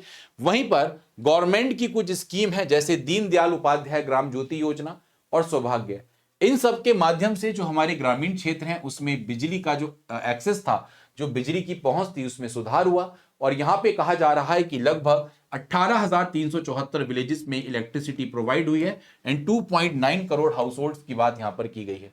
18,374 गांव, 2.9 करोड़ हाउस होल्ड्स में आप लोगों को बिजली यहां पर प्रोवाइड करने की बात की गई है। यह बात ध्यान रखिएगा, इट्स वेरी वेरी इंपॉर्टेंट दोस्तों। ठीक, इसके अलावा अगर हम बात करते हैं तो याद रखिएगा कि जो गवर्नमेंट है, गवर्नमेंट ने डिजिटल कनेक्टिविटी इनिशिएटिव्स पर भी काम किया है और इसने अच्छी खासी प्रोग्रेस की है। जब से हमने 5G को लॉन्च किया है दोस्तों, 5G को लॉन्च करने के बाद जो सर्विसेज हैं स्टेट्स में और यूनियन टेरिटरीज में, ये आप लोगों की क्या करी है दोस्तों, इसमें प्रोग्रेस हमें देखने को मिली। ठीक है, प्रगति देखने को मिली। डिजिटल संपर्क में हमने विशेषकर अक्टूबर 2024 की जो डेट दी गई है, अक्टूबर 2024 की डेट इसलिए इंपॉर्टेंट है क्योंकि इसमें सभी राज्यों व केंद्र शासित प्रदेशों में 5G सेवाओं की शुरुआत की। ठीक है, तो इसलिए अक्टूबर 2024 की इंपॉर्टेंट डेट है। इसके अलावा दोस्तों under the universal service obligation fund एक फंड बनाया गया था, सार्वभौमिक सेवा दायित्व कोष, जिसको अब डिजिटल इंडिया फंड के रूप में जानते हैं। दोस्तों यहां पर एफर्ट्स आपके are being made to provide 4G mobile services in remote areas. At least जो रिमोट एरियाज हैं वहां पर हम 4G आपका मोबाइल सर्विसेज को प्रोवाइड कर सकें, और इसके तहत भी 4G कनेक्टिविटी के तहत ही 10,700 विलेजेस, 10,700 विलेजेस को दोस्तों ये फैसिलिटी प्रोवाइड की गई दिसंबर 2024 तक। तो डिजिटल कनेक्टिविटी को लेकर डिजिटल इंडिया फंड के तहत दोस्तों 10,700 विलेजेस को जो रिमोट एरियाज में हैं, जो दूरस्थ इलाकों में हैं, वहां पर 4G मोबाइल नेटवर्क की सर्विस पहुंचाना, it is a good sign. ये हमारे देश के इंफ्रा को बढ़ोतरी की ओर लेकर जा रहा है। इसके साथ साथ दोस्तों अगर हम बात करते हैं तो जल जीवन मिशन के तहत 12 करोड़ फैमिलीज, दोस्तों 12 करोड़ परिवारों को टैप वाटर सप्लाई फैसिलिटी मिली है। ठीक है, जब से अंडर जल जीवन मिशन स्कीम का लॉन्च किया गया, उसके तहत 12 करोड़ फैमिलीज को दोस्तों यहां पर प्रॉपर टैप वाटर सप्लाई यहां पर मिली है। इसके अलावा हमारा जो स्वच्छ भारत मिशन ग्रामीण फेज 2 है, इसके तहत दोस्तों यहां पर बताया गया है इकोनॉमिक सर्वे में 1.92 लाख विलेज को ओडीएफ डिक्लेयर किया गया है। ओडीएफ का मतलब होता है ओपन डिफिकेशन फ्री, खुले में शौच मुक्त। ठीक है, कितने गांवों को? 1.92 लाख आपके विलेजेस को। समझ रहे नहीं समझ रहे? और कब से कब तक है दोस्तों? From April to November 2024 in model category. और ये नंबर आप लोगों का ओडीएफ प्लस विलेजेस का अगर हम बात करते हैं, ओडीएफ प्लस विलेजेस की अगर हम बात करते हैं तो ये 3.64 लाख आपको देखने को मिला। It is again important data for examination point of view. Next है दोस्तों 89 लाख हाउसेस को कंस्ट्रक्ट किया गया है अर्बन एरियाज में प्रधानमंत्री आवास योजना के तहत। इट इज वेरी इंपॉर्टेंट, कितने आवास आपके प्रधानमंत्री आवास योजना के तहत कंस्ट्रक्ट किए गए हैं? Then answer would be 89 lakh की हम यहां पर बात करेंगे। इसके अलावा दोस्तों अगला पॉइंट है कि जो सिटी ट्रांसपोर्ट नेटवर्क है आप लोगों के, जो नगर परिवहन नेटवर्क है, उनका तेजी से विस्तार होता हुआ दिख रहा है। यहां पर 29 शहरों के 1000 किलोमीटर से अधिक के लिए मेट्रो और त्वरित रेल प्रणाली या तो परिचालन में है या निर्माण के अधीन रखी गई है। तो सिटी ट्रांसपोर्ट नेटवर्क एक्सपेंड कर रहा है rapidly. 1000 kilometre of metro rapid rail systems आप लोगों के अभी कंस्ट्रक्शंस में है या ऑपरेशंस में है 29 सिटीज में। तो मेट्रो पर भी काम हो गया, रैपिड रेल सिस्टम पे भी काम हो गया, स्वच्छ भारत पे भी काम हो गया दोस्तों, पानी पे वाटर सप्लाई पे भी काम हो गया। तो ये सारे काम हमारे देश के इंफ्रास्ट्रक्चर के डेवलपमेंट के लिए आपको देखने को मिलेंगे। नन अदर देन दोस्तों हमारा real estate, very very important. Real estate का एक रेगुलेशन और डेवलपमेंट एक्ट है 2016। ये इंश्योर करता है regulation and transparency in the real estate sector. भाई याद रखो, रियल एस्टेट का जो एक्ट है ये क्या कहता है? ये रेगुलेशन और ट्रांसपेरेंसी को एश्योर करता है रियल एस्टेट सेक्टर में। और ये कह रहा है कि 1.38 lakh real estate projects registered हुए हैं दोस्तों, याद रखिए। और 1.38 लाख कंप्लेंट्स रिजॉल्व हुई हैं जनवरी 2025 तक। ये आप लोगों का data real estate regulation and development act 2016 में आपको देखने को मिलेगा। नेक्स्ट दोस्तों, इंडिया आज की डेट में अगर हम बात करेंगे तो करंटली ऑपरेट कर रहा है 26 एक्टिव स्पेस एसेट्स, यानी कि हमारे यहां पर 26 सक्रिय अंतरिक्ष परिसंपत्तियों का हम परिचालन कर रहे हैं। गवर्नमेंट का जो स्पेस विजन है 2047, इसमें इंक्लूड्स हैं एम्बिशियस प्रोजेक्ट जैसे गगनयान मिशन, चंद्रयान 4 और मून सैंपल रिटर्न मिशन। तो ये सब हम यहां पर काम कर रहे हैं, स्पेस सेक्टर को भी अपलिफ्ट करने की बात कर रहे हैं। इसके अलावा दोस्तों इसमें एक बात और बोली गई, इसमें बोला गया कि जो पब्लिक इन्वेस्टमेंट्स हैं, जो हम पब्लिक इन्वेस्टमेंट करते हैं, सार्वजनिक निवेश करते हैं, वो अकेले इंफ्रास्ट्रक्चर नीड्स को पूरा नहीं कर सकते। प्राइवेट सेक्टर का रोल बहुत ज्यादा जरूरी है, क्योंकि अगर प्राइवेट सेक्टर नहीं आएंगे, उनका पार्टिसिपेशन नहीं होगा, तो ये जो गैप है इंफ्रास्ट्रक्चर्स को डेवलप करने का, वो हम पूरा नहीं कर सकते। ठीक, और यहां पर प्राइवेट सेक्टर का पार्टिसिपेशन हो सके इंफ्रास्ट्रक्चर में, इसको फैसिलिटेट करने के लिए गवर्नमेंट ने दोस्तों मैकेनिज्म क्रिएट की थी, जिसको बोलते हैं एनआईपी, नेशनल इंफ्रास्ट्रक्चर पाइपलाइन और नेशनल मोनेटाइजेशन पाइपलाइन। ठीक है, तो अगर प्राइवेट सेक्टर पार्टिसिपेट करना चाहते हैं इंफ्रास्ट्रक्चर सेक्टर में, तो उनके लिए गवर्नमेंट ने मैकेनिज्म क्रिएट की, नेशनल इंफ्रास्ट्रक्चर पाइपलाइन की और नेशनल मोनेटाइजेशन पाइपलाइन की। तो ये दीज आर सब इंपॉर्टेंट पॉइंट्स दोस्तों। मैं उम्मीद करता हूं बात बिल्कुल समझ में आ गई होगी। समझ में आ गई बात? तो ये सारे इंपॉर्टेंट पॉइंट हैं इन्वेस्टमेंट को लेके दोस्तों, इंफ्रास्ट्रक्चर को लेके। These are most important point for examination point of view. चलिए अब हम बात करते हैं दोस्तों हमारे देश की औद्योगिक क्षेत्र की। Again it is very very important क्षेत्र, औद्योगिक क्षेत्र। दोस्तों अगर मैं औद्योगिक क्षेत्र की भारत में बात करता हूं, तो याद रखें हमारे देश में जो इंडस्ट्रियल सेक्टर है, इसकी जो ग्रोथ देखने को मिली है वो 6.2% मिली है फाइनेंशियल ईयर 25 में, फर्स्ट एडवांस एस्टिमेट जो आया। और इसमें यह कहा गया कि सबसे ज्यादा जो ग्रोथ इंडस्ट्रियल सेक्टर में देखने को मिली वो इलेक्ट्रिसिटी और कंस्ट्रक्शन जो सेक्टर है, उसमें ज्यादा इसमें मजबूती हमें देखने को मिली है।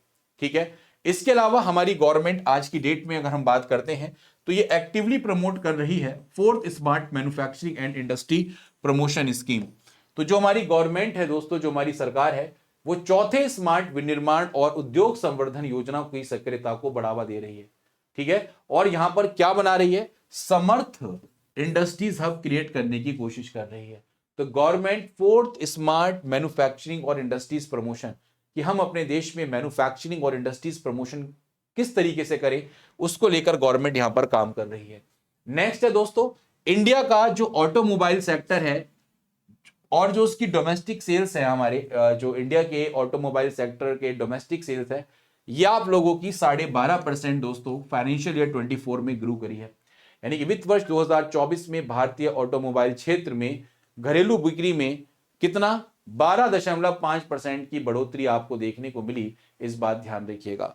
वहीं पर अगर हम बात करते हैं डोमेस्टिक प्रोडक्शन, यानी कि हमारे देश में जो इलेक्ट्रॉनिक गुड्स हैं उसका जो घरेलू उत्पादन है वो भी has registered a compound annual growth rate, यानी कि जो इसका CAGR रहा, कंपाउंड एनुअली ग्रोथ रेट, वो कितना रहा 17.5%।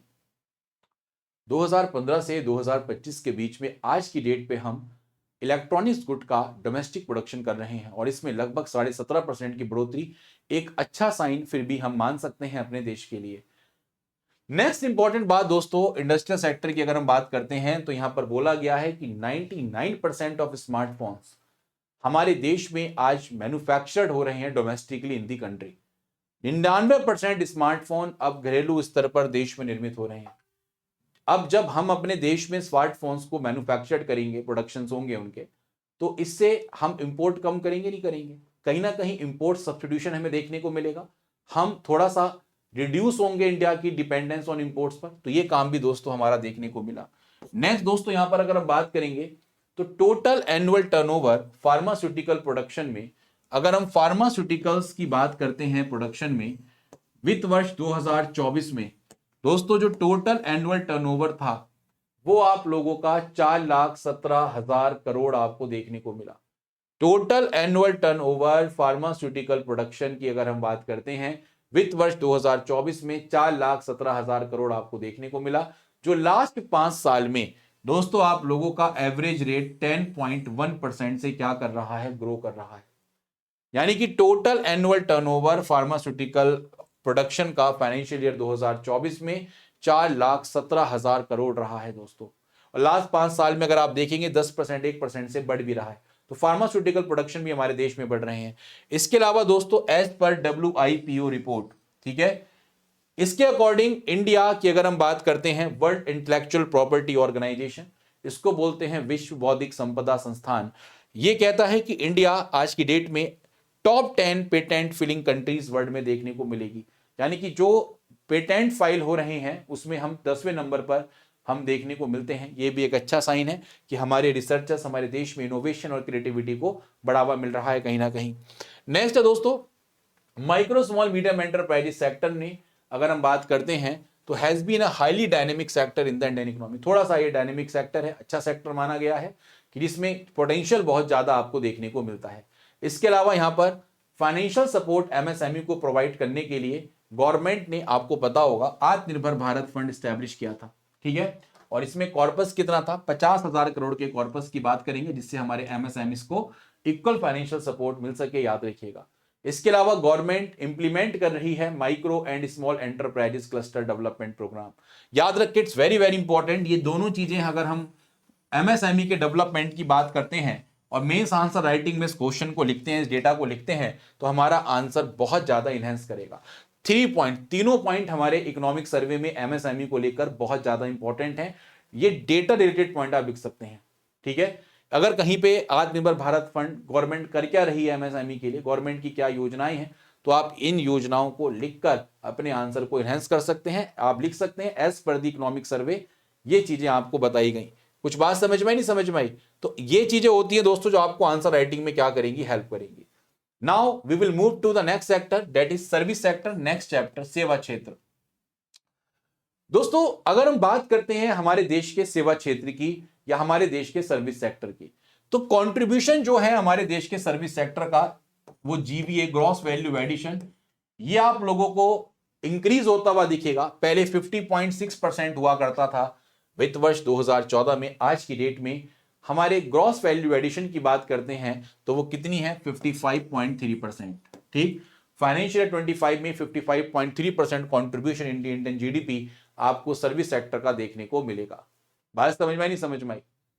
ठीक, दूसरी बात यहां पर यह कह रहा है कि जो औसतन वृद्धि दर रही है सर्विस सेक्टर में, प्री पैंडेमिक ईयर्स की बात करेंगे, पैंडेमिक से पहले तो 8% थी, यानी कि फाइनेंशियल ईयर 13 से 20 तक।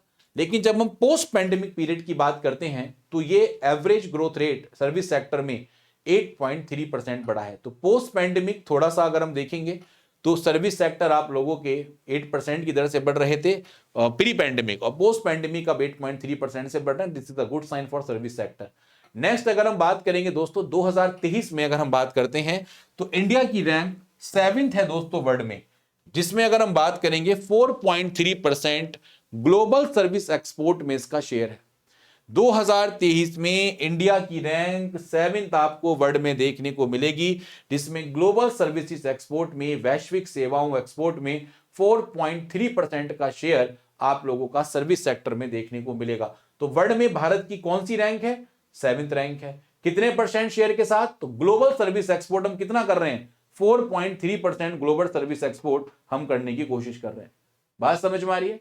इसके अलावा अगर हम अगली बात करते हैं तो इंडिया का जो सर्विस एक्सपोर्ट ग्रोथ है, ये दोस्तों बोली गई है कि जो भारत की सर्विस एक्सपोर्ट ग्रोथ है ये 5.7% से इंक्रीज होकर आपकी वित्त वर्ष 2024 से 12.8% आपकी फाइनेंशियल ईयर 25 में देखने को मिलेगी। It is a good sign, है ना, कि भाई इंडिया का जो हम सर्विस एक्सपोर्ट कर रहे हैं, जो हमारी सर्विसेज बाहर हम एक्सपोर्ट कर रहे हैं, इसका ग्रोथ इतना % आपको देखने को मिलेगा। इसके अलावा इंफॉर्मेशन और कंप्यूटर बेस्ड सर्विसेज जो हैं वो 12.8% की दर से आप लोगों की बढ़ रही हैं। और ये कौन से डिकेड की बात कर रहा है? 13 से 23 तक, ठीक। और इसके माध्यम से दिस हैज इंक्रीज, इसने अपना शेयर जीवीए में भी बढ़ाया है।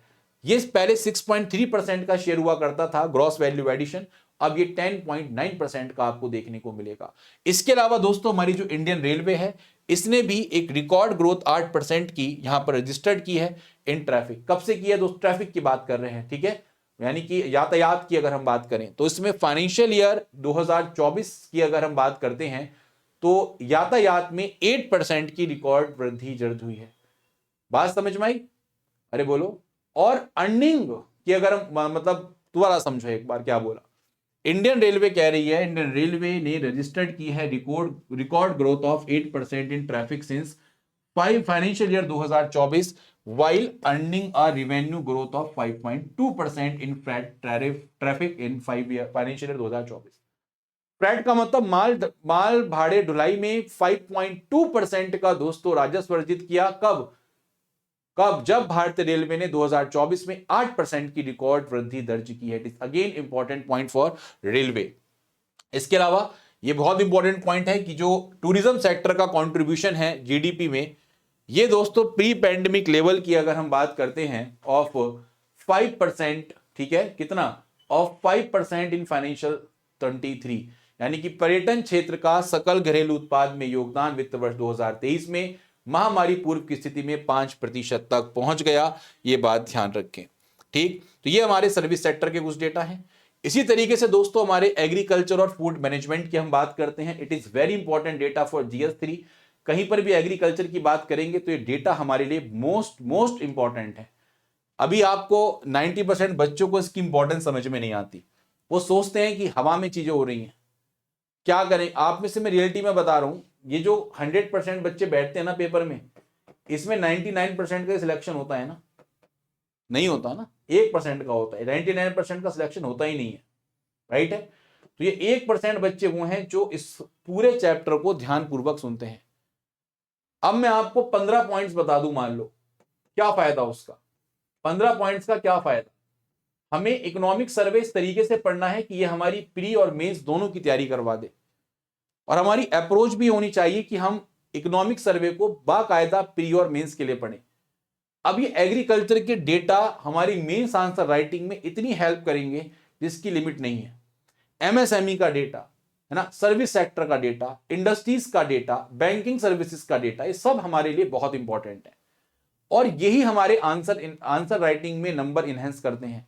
तो जो बच्चे इसकी इंपॉर्टेंस जानते हैं, अच्छी बात है, नहीं जानते तो वो समझ जाएं कि it is very very important. ये बहुत इंपॉर्टेंट है और उसको जितने सूक्ष्म रूप में मैं आपको करवाने की कोशिश कर रहा हूं, मेरा पर्पस है कि आप एटलीस्ट पढ़ाने को बहुत बड़े चैप्टर्स हैं, एक 2-2 घंटे में एक चैप्टर होगा, एक 2-2 घंटे में एक चैप्टर आपका देखने को मिलेगा। इसका ये बात ध्यान रखो, 2 घंटे में एक चैप्टर, लेकिन फिर भी यहां पे कंक्लूसिव रूप में आपको पढ़ाया जा रहा है कि एटलीस्ट ये तो आप कम से कम पढ़ ही लो अच्छे तरीके से, ठीक है। नेक्स्ट है दोस्तों एग्रीकल्चर एंड फूड मैनेजमेंट की अगर मैं बात करता हूं तो कृषि और उससे संबंधित क्षेत्र को बोला गया है कि ये 16% हमारी जीडीपी में कंट्रीब्यूट करने की बात की गई है। यानी कि करंट बेसिस की अगर हम बात करते हैं तो फाइनेंशियल ईयर 24 में याद रखें जो हमारा प्रारंभिक अनुमान है तो 16% जीडीपी में कंट्रीब्यूट करने की बात की गई है। It is a good sign, yes it is a good sign, ठीक है। बहुत ज्यादा नहीं लेकिन बहुत कम भी नहीं, है ना। कुछ हमारे सेक्टर्स हैं जैसे बागवानी, हॉर्टिकल्चर, पशुधन, फिशरीज। याद रखिए गवर्नमेंट खुद कह रही है सारे सेक्टर किसमें है, प्राइमरी सेक्टर में है। बोला गया है कि हॉर्टिकल्चर, लाइव स्टॉक और फिशरीज ये तीनों आपके ओवरऑल ग्रोथ में एग्रीकल्चर सेक्टर में सहायक हुए हैं। ठीक है। इसके अलावा 3 तरीके की आप फसल पढ़ते हैं, रबी, जायद, खरीफ। तो जो खरीफ का हमारा फूड ग्रेन प्रोडक्शन है ये आप लोगों का एक्सपेक्ट किया है कि ये 1647.05 लाख मीट्रिक टन आप लोगों का पहुंच जाएगा। 2024 में ये बात बोली गई थी और यहां पर प्रीवियस ईयर से जो इंक्रीज हुआ है लगभग 89.37 आप लोगों का lakh metric ton previous year से इंक्रीज हुआ। ये खरीफ आपके फूड ग्रेन प्रोडक्शन की बात है, ये बात ध्यान रखें। वहीं पर साथियों यहां पर एमएसपी की बात की जा रही है, मिनिमम सपोर्ट प्राइस की। तुर एंड बाजरा फाइनेंशियल ईयर 2024-25 के लिए इसको हैज बीन इंक्रीज बाय 59% से तुर और बाजरा 77% आपका यहां पर इंक्रीज हुआ है, याद रखें। यानी कि अगर हम बात करते हैं तो इनकी अरहर और बाजरा के एमएसपी में जो इनका weighted average cost of production है, यानी कि जो कॉस्ट ऑफ प्रोडक्शन इनको आ रही है औसतन, उसके रिगार्डिंग अगर हम बात करते हैं तो 59% और 77% इंक्रीमेंट एमएसपी में इनको मिला है। मिनिमम सपोर्ट प्राइस वो प्राइस होता है जिसपे गवर्नमेंट आपकी फसलों को क्या करती है, खरीद लेती है। कम से कम एटलीस्ट आप जो प्रोडक्शन कर रहे हो वो आपका सेफ रहे हर तरीके से। ठीक। इसके बाद दोस्तों अगर मैं बात करता हूं तो हमारे देश में जो फिशरीज सेक्टर है, मत्स्य क्षेत्र है, इसमें भी कंपाउंड एनुअली ग्रोथ रेट यानी कि जो CAGR रहा, जो बढ़ोतरी हुई है कंपाउंडली, वो 8.7% आपको देखने को मिली। यहां पर अगर आप ध्यान से देखेंगे तो कितनी देखने को मिली, तो याद रखें 8.7, एक मिनट रुकिएगा भाई, 8.7% आपको देखने को मिली फ्रॉम 2011-12 टू फ्रॉम 2021-22। समझ रहे हैं, फिशरीज सेक्टर का highest compound annual growth rate आपको देखने को मिला, याद रखें। और ये कब से कब तक है, 2011-12 से लेके 2021-22 तक इतना CAGR है। और अगर हम बात करते हैं दूसरे नंबर पर कौन है, अगर highest compound annual growth rate की बात करते हैं एग्रीकल्चर सेक्टर में, तब नाम आएगा आपका किसका, लाइव स्टॉक का, पशुधन का। और ये हमारा सेकंड पोजीशन के साथ 5.8% पे आपको देखने को मिलेगा। इसके अलावा दोस्तों अगर हम बात करते हैं तो हमारी जो नाफसा है, NFSA act 2013, National Food Security Act 2013 की अगर हम बात करते हैं, और जो हमारी प्रधानमंत्री गरीब कल्याण योजना है दोस्तों, इसने फूड सिक्योरिटी में, खाद्य सुरक्षा में एक अभूतपूर्व योगदान देने की बात की है, एक मौलिक बदलाव को चिन्हित किया है। इसके अलावा जो फ्री फूड ग्रेन्स आपको मिल रहे हैं प्रधानमंत्री गरीब अन्न कल्याण योजना के तहत, उसका जो प्रावधान है for the next 5 year reflect the long term commitment and vision of the government to achieve national food and nutritional security. 5 वर्षों के लिए दोस्तों अगर आप इस स्कीम की बात करते हैं तो हम अपने देश में गवर्नमेंट जो नेशनल फूड और फूड सिक्योरिटी और न्यूट्रिशन सिक्योरिटी कि लोगों को इतना कम से कम पोषणपूर्ण खाना मिले, या हम कह सकते हैं कि लोगों को फूड सिक्योरिटी सुनिश्चित हो, तो हम आने वाले 5 सालों में लॉन्ग टर्म की कमिटमेंट करने की बात करते हैं, इसको अचीव करने की बात कर रहे हैं। इस बात को ध्यान रखिएगा, ठीक है। इसके अलावा यहां पर एक और पॉइंट है कि एज ऑफ अक्टूबर 31 तक का डेटा है, इसमें कहा गया है कि लगभग 11 करोड़ फार्मर्स को प्रधानमंत्री किसान के तहत ज्यादा मतलब लाभ मिल चुका है, और जिसमें लगभग 23.61 लाख फार्मर ने प्रधानमंत्री किसान मानधन में भी अपना नाम लिखवाया है। 31 अक्टूबर 2024 तक का डेटा हमारे पास एग्रीकल्चर सेक्टर का हमें देखने को मिलेगा, ठीक है, बात क्लियर। नेक्स्ट दोस्तों चैप्टर था हमारा climate and environmental. Climate and environment की बात करता है द इंपेरेटिव फॉर एडॉप्टेशन। देखो भाई सिंपल सी बात है, हमारा एम्बिशन क्या है, वी वांट, हमारा एम्बिशन है कि हम डेवलप्ड नेशन बनना चाहते हैं 2047 तक, ठीक। और ये तभी पॉसिबल हो पाएगा दोस्तों जब हमारे विजन में इंक्लूसिव और सस्टेनेबल डेवलपमेंट, हम समावेशी विकास कर सकें, सतत विकास कर सकें, सभी को साथ लेकर चलें, और सस्टेनेबल का मतलब है फ्यूचर जनरेशन को भी साथ लेकर चलें, ठीक है, उसका भी ध्यान रखें। तो इसका ध्यान रखा जाए सबसे पहले। तो दूसरी चीज यहां पर बोली गई है कि इंडिया ने लगभग अचीव किया है इंस्टॉलेशन ऑफ, बहुत ध्यान से समझेंगे, नॉन फॉसिल फ्यूल्स जो सोर्स होते हैं, जो गैर जीवाश्म ईंधन के स्रोत है, उससे हमारी इंडिया ने लगभग 2,13,701 मेगावाट के करीब installed electricity generation capacity gain की है। आप सोच लो कितनी बड़ी बात है। और लगभग ये 46.8% जो टोटल कैपेसिटी है हमारी एज ऑफ 30 नवंबर 2024 तक, उसके बारे में बात कर रहा है। अब ये क्या है? ये है against the updated NDC target of reaching 50% by 2023। अब ये क्या है एनडीसी टारगेट? तो ये होते हैं नेशनली डिटरमिन्ड कॉन्ट्रीब्यूशंस। एनडीसी का मतलब क्या होता है? नेशनली डिटरमिन्ड कॉन्ट्रीब्यूशंस बोलते हैं। ये कमिटमेंट्स हैं दोस्तों, जो कंट्री कर रही हैं अपने ग्रीन हाउस गैस एमिशन को कम करने के लिए, क्लाइमेट चेंज मिटिगेशन को प्राप्त करना है। तो आपको अपने देश में या अपनी कंट्रीज में वो कमिट करने हैं कि आप किस तरीके से ग्रीन हाउस गैस एमिशंस को कम करेंगे। तो ये नेशनली डिटरमिन्ड कॉन्ट्रीब्यूशंस होते हैं, एनडीसीज होते हैं, एनडीसी टारगेट। तो टोटल कैपेसिटी की अगर हम बात करते हैं एज ऑफ, अगर जो अपडेटेड एनडीसी टारगेट है 50% की बात करता है, तो उसको हमने यहां पर लगभग 46.8% हमने यहां पर अचीव किया है। It is a good sign for us दोस्तों कि नॉन फॉसिल फ्यूल सोर्स की अगर हम बात करते हैं तो इससे इलेक्ट्रिसिटी जनरेशन हो रहा है, और यहां पर 46.8% टोटल कैपेसिटी आपकी देखने को मिल रही है as per the updated NDC targeting of reaching 50% of by 2030। यानी कि हम यहां पर 30 नवंबर 2024 तक कुल क्षमता का 46.8% आपको देखने को मिल रहा है, और जो वर्ष 2030 तक 50% तक पहुंचने की बात कर रहा है। ठीक, इसके अलावा दोस्तों एक और यहां पर इंपॉर्टेंट है कि इंडियन फॉरेस्ट जो कंजर्वेशन प्लान 2024 का है, उसमें यह बोला गया है कि जो एडिशनल कार्बन सिंक हैं of 2.29 billion ton of CO2 जो इक्विवेलेंट रहेगी has been created between the year 2005 and 2023। मतलब भारतीय वन संरक्षण 2024 के अनुसार यह कहा गया है कि वर्ष 2005 और 2023 के बीच 2.29 बिलियन टन CO2 के इक्विवेलेंट दोस्तों कार्बन सिंक बनाया गया। कार्बन सिंक का मतलब होता है, कार्बन सिंक इज एनीथिंग जो कार्बन को मतलब एब्जॉर्ब करता हो, ज्यादा कार्बन को एटमॉस्फेयर से, और रिलीज करता हो। जैसे क्या है, कोई भी ऐसी चीज कार्बन सिंक की आप बात कर रहे हैं जो मोर कार्बन क्या करे, एब्जॉर्ब करे फ्रॉम द एटमॉस्फेयर जितना वो रिलीज कर रही है। जैसे प्लांट्स हैं, ओशन है, सॉयल है, ये इसका एग्जाम्पल आपको देखने को मिलेंगे। तो इंडियन फॉरेस्ट कंजर्वेशन प्लान के अंतर्गत एडिशनल कार्बन सिंक जो हमने क्रिएट किया है, वो कितना टन ऑफ CO2 इक्विवेलेंट किया है? 2.29 बिलियन टन की बात यहां पर हम कर रहे हैं। इसके अलावा यहां पर हम लाइफ स्टाइल फॉर एनवायरमेंट की बात कर रहे हैं। लाइफ, ये एक इंडिया लेड ग्लोबल कैंपेन है, और इसका उद्देश्य है कि कंट्री की सस्टेनेबिलिटी एफर्ट्स को इनहेंस करना। जो हमारा देश है उसकी सस्टेनेबिलिटी एफर्ट्स को हम क्या करें, बढ़ोतरी करें, उसको लेकर दोस्तों लाइफ स्टाइल फॉर एनवायरमेंट आपको देखने को मिलेगा, ये बात ध्यान रखें। इसके अलावा बाई 2030 दोस्तों 2030 तक यहां पर यह बोला गया है कि जो एफर्ट्स हैं आप लोगों के लिफ्ट एफर्ट्स, ये एस्टिमेट करेंगे, कंज्यूमर्स को सेव करेंगे।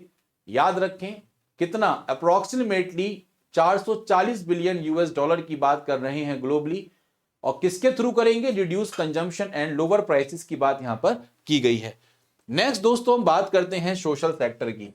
मैंने आपको बताया है जब हम सोशल सेक्टर की बात करते हैं, सामाजिक क्षेत्र की बात करते हैं, तो इसमें सबसे ज्यादा इंपॉर्टेंट हमारे लिए कौन है? हमारे लिए हमारी जनता है, हमारे लोग हैं, हमारे दोस्तों पब्लिक है, हम लोग हैं।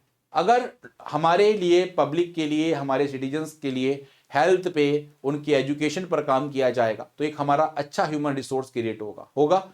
एक अच्छी उनकी स्किल्स पर ध्यान दिया जाए, उनकी एजुकेशन पर ध्यान दिया जाए, तो हमारे लिए प्रोडक्टिव साबित हो सकते हैं। हमारे देश में जो वर्किंग एज ग्रुप है उस पर काम किया जाए तो वो बहुत अच्छे हमारे देश के लिए साबित होंगे। तो गवर्नमेंट की अगर हम बात करते हैं तो दोस्तों गवर्नमेंट का सोशल सर्विस एक्सपेंडिचर, गवर्नमेंट का, हमारी सरकार का सामाजिक सेवा व्यय, सोशल सर्विस एक्सपेंडिचर अगर हम बात करें, जिसमें हम केंद्र सरकार और राज्य सरकार को भी शामिल करते हैं, ये आप लोगों का 15% बढ़ा है दोस्तों। कब? फाइनेंशियल ईयर 21 से लेकर फाइनेंशियल ईयर 25 तक। यानी कि सोशल सेक्टर में गवर्नमेंट सामाजिक क्षेत्र में ज्यादा एक्सपेंडिचर कर रही है, गवर्नमेंट ज्यादा पब्लिक वेलफेयर स्कीम्स पर काम कर रही है। ठीक, इसके अलावा आप सबको पता होगा एक गिनी कोएफिशिएंट होता है, गिनी कॉफिशिएंट दोस्तों कुछ नहीं होता, हमारे देश में या कहीं पर भी एक टर्म होती है जिसको बोलते हैं रिलेटिव पॉवर्टी। रिलेटिव पॉवर्टी को मेजर करने के लिए दो इंपॉर्टेंट टर्मिनोलॉजीज होती हैं, एक होता है लॉरेंज कर्व और एक होता है आप लोगों का गिनी कॉफिशिएंट। तो एक्चुअल में जब आपको रिलेटिव पॉवर्टी को बताना हो, ठीक है, तो रिलेटिव पॉवर्टी आपकी अगर मैथमेटिकल रूप में बताई जाए तो वो गिनी कॉफिशिएंट के माध्यम से बताई जाती है, और ये एक इनइक्वालिटी का मेजर है, असमानता का एक मेजर माना गया है। गिनी कॉफिशिएंट को बोला गया है कि ये डेक्लाइन हुआ है दोस्तों, ये बहुत अच्छी बात है। कई सारे फिस्कल पॉलिसीज गवर्नमेंट की ऐसी आई जिससे गिनी कॉफिशिएंट यानी कि इनइक्वालिटी जो है, असमानताएं हैं, वो हमारी क्या हुई हैं, कम हुई हैं। रूरल एरियाज के लिए कितना प्रोजेक्ट किया गया, ये डेक्लाइन हुआ 0.266, ये 2022-23 में था, अब ये 0.237 हो गया है।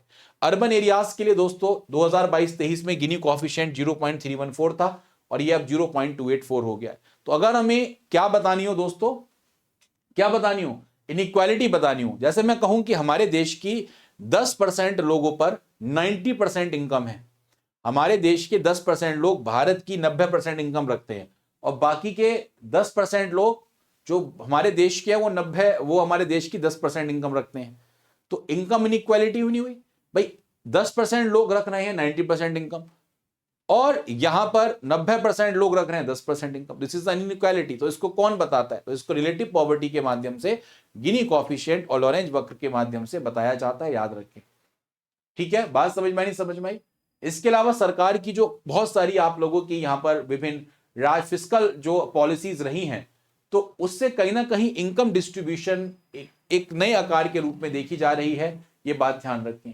अब सवाल मेरे सामने आता है कि हमने सोशल सेक्टर की बात करते हैं तो हेल्थ हमारे लिए बहुत इंपॉर्टेंट है, तो हमने गवर्नमेंट ने कितना हेल्थ एक्सपेंडिचर किया है कंट्रीज में, तो कंट्री में टोटल हेल्थ एक्सपेंडिचर आप लोगों का 2015 से 2022 के बीच में 29% से 48% आपका सबसे पहले तो इंक्रीज हो गया है, ये बात ध्यान रखें। ठीक, अरे बोलो क्लियर है, नहीं क्लियर है। इसी अवधि के दौरान दोस्तों जो लोग, हमारे लोगों के द्वारा जो हम हेल्थ एक्सपेंडिचर करते हैं वो किसी भी रूप में कर सकते हैं, तो हमारे द्वारा जो आउट ऑफ पॉकेट जो एक्सपेंडिचर हम कर रहे थे, ठीक है, उसमें डेक्लाइन हुआ है। ये कितना डेक्लाइन हुआ है हेल्थ एक्सपेंडिचर में, तो 62.6% से 39.4% डेक्लाइन हुआ है, ये भी अच्छा संकेत है। और इसके बारे में तो आप जानते ही हैं दोस्तों, आयुष्मान भारत प्रधानमंत्री Jan Arogya Yojana, it's very important, इसने दोस्तों बहुत इंपॉर्टेंट रोल प्ले किया है। ठीक है भाई, आप सबको पता है कि लोगों की out of pocket expenditure of families बहुत ज्यादा थी, है ना भाई, गरीब लोग बेचारे अपना इलाज कहां से करवाएं, तो आयुष्मान भारत प्रधानमंत्री जन आरोग्य योजना के माध्यम से आप बोल सकते हैं हमारे देश में 1.25 लाख करोड़ रुपए का दोस्तों रिकॉर्ड यहां पर सेविंग्स आपको देखने को मिली है। अब आप देख सकते हो 1.25 lakh crore recorded under it, तो बहुत बड़ी सेविंग है आयुष्मान भारत प्रधानमंत्री जन आरोग्य योजना, आपको पता है हमारे यहां सब जगह आपको देखने को मिलेगी। इसके अलावा एक और काम किया गया है कि ग्राम पंचायत स्तर पर बजट को, यहां पर अगर हम बात करेंगे तो जो हमारे एसडीजीज हैं, जो सस्टेनेबल डेवलपमेंट गोल्स हैं, ठीक है, उसके उद्देश्यों के अनुरूप सुनिश्चित करने की बात की गई है। और वो कैसे होंगे कि जब हम एसडीजी को लोकलाइजेशन करेंगे, उसका स्थानीयकरण करने की कोशिश करेंगे कि एसडीजी को हम लोकल लेवल से स्टार्ट करने की कोशिश करें, तो surely we will get benefited by this, हमें जरूर इससे फायदा देखने को मिलेगा। ठीक, इसके अलावा दोस्तों अगला हमारा स्टेप था कि हमारे देश में रोजगार और कौशल विकास पर कैसे काम किए गए, तो बहुत ध्यान से समझेंगे, वेरी इंपॉर्टेंट डेटा, यहां से एक क्वेश्चन पेपर में बनता ही बनता है।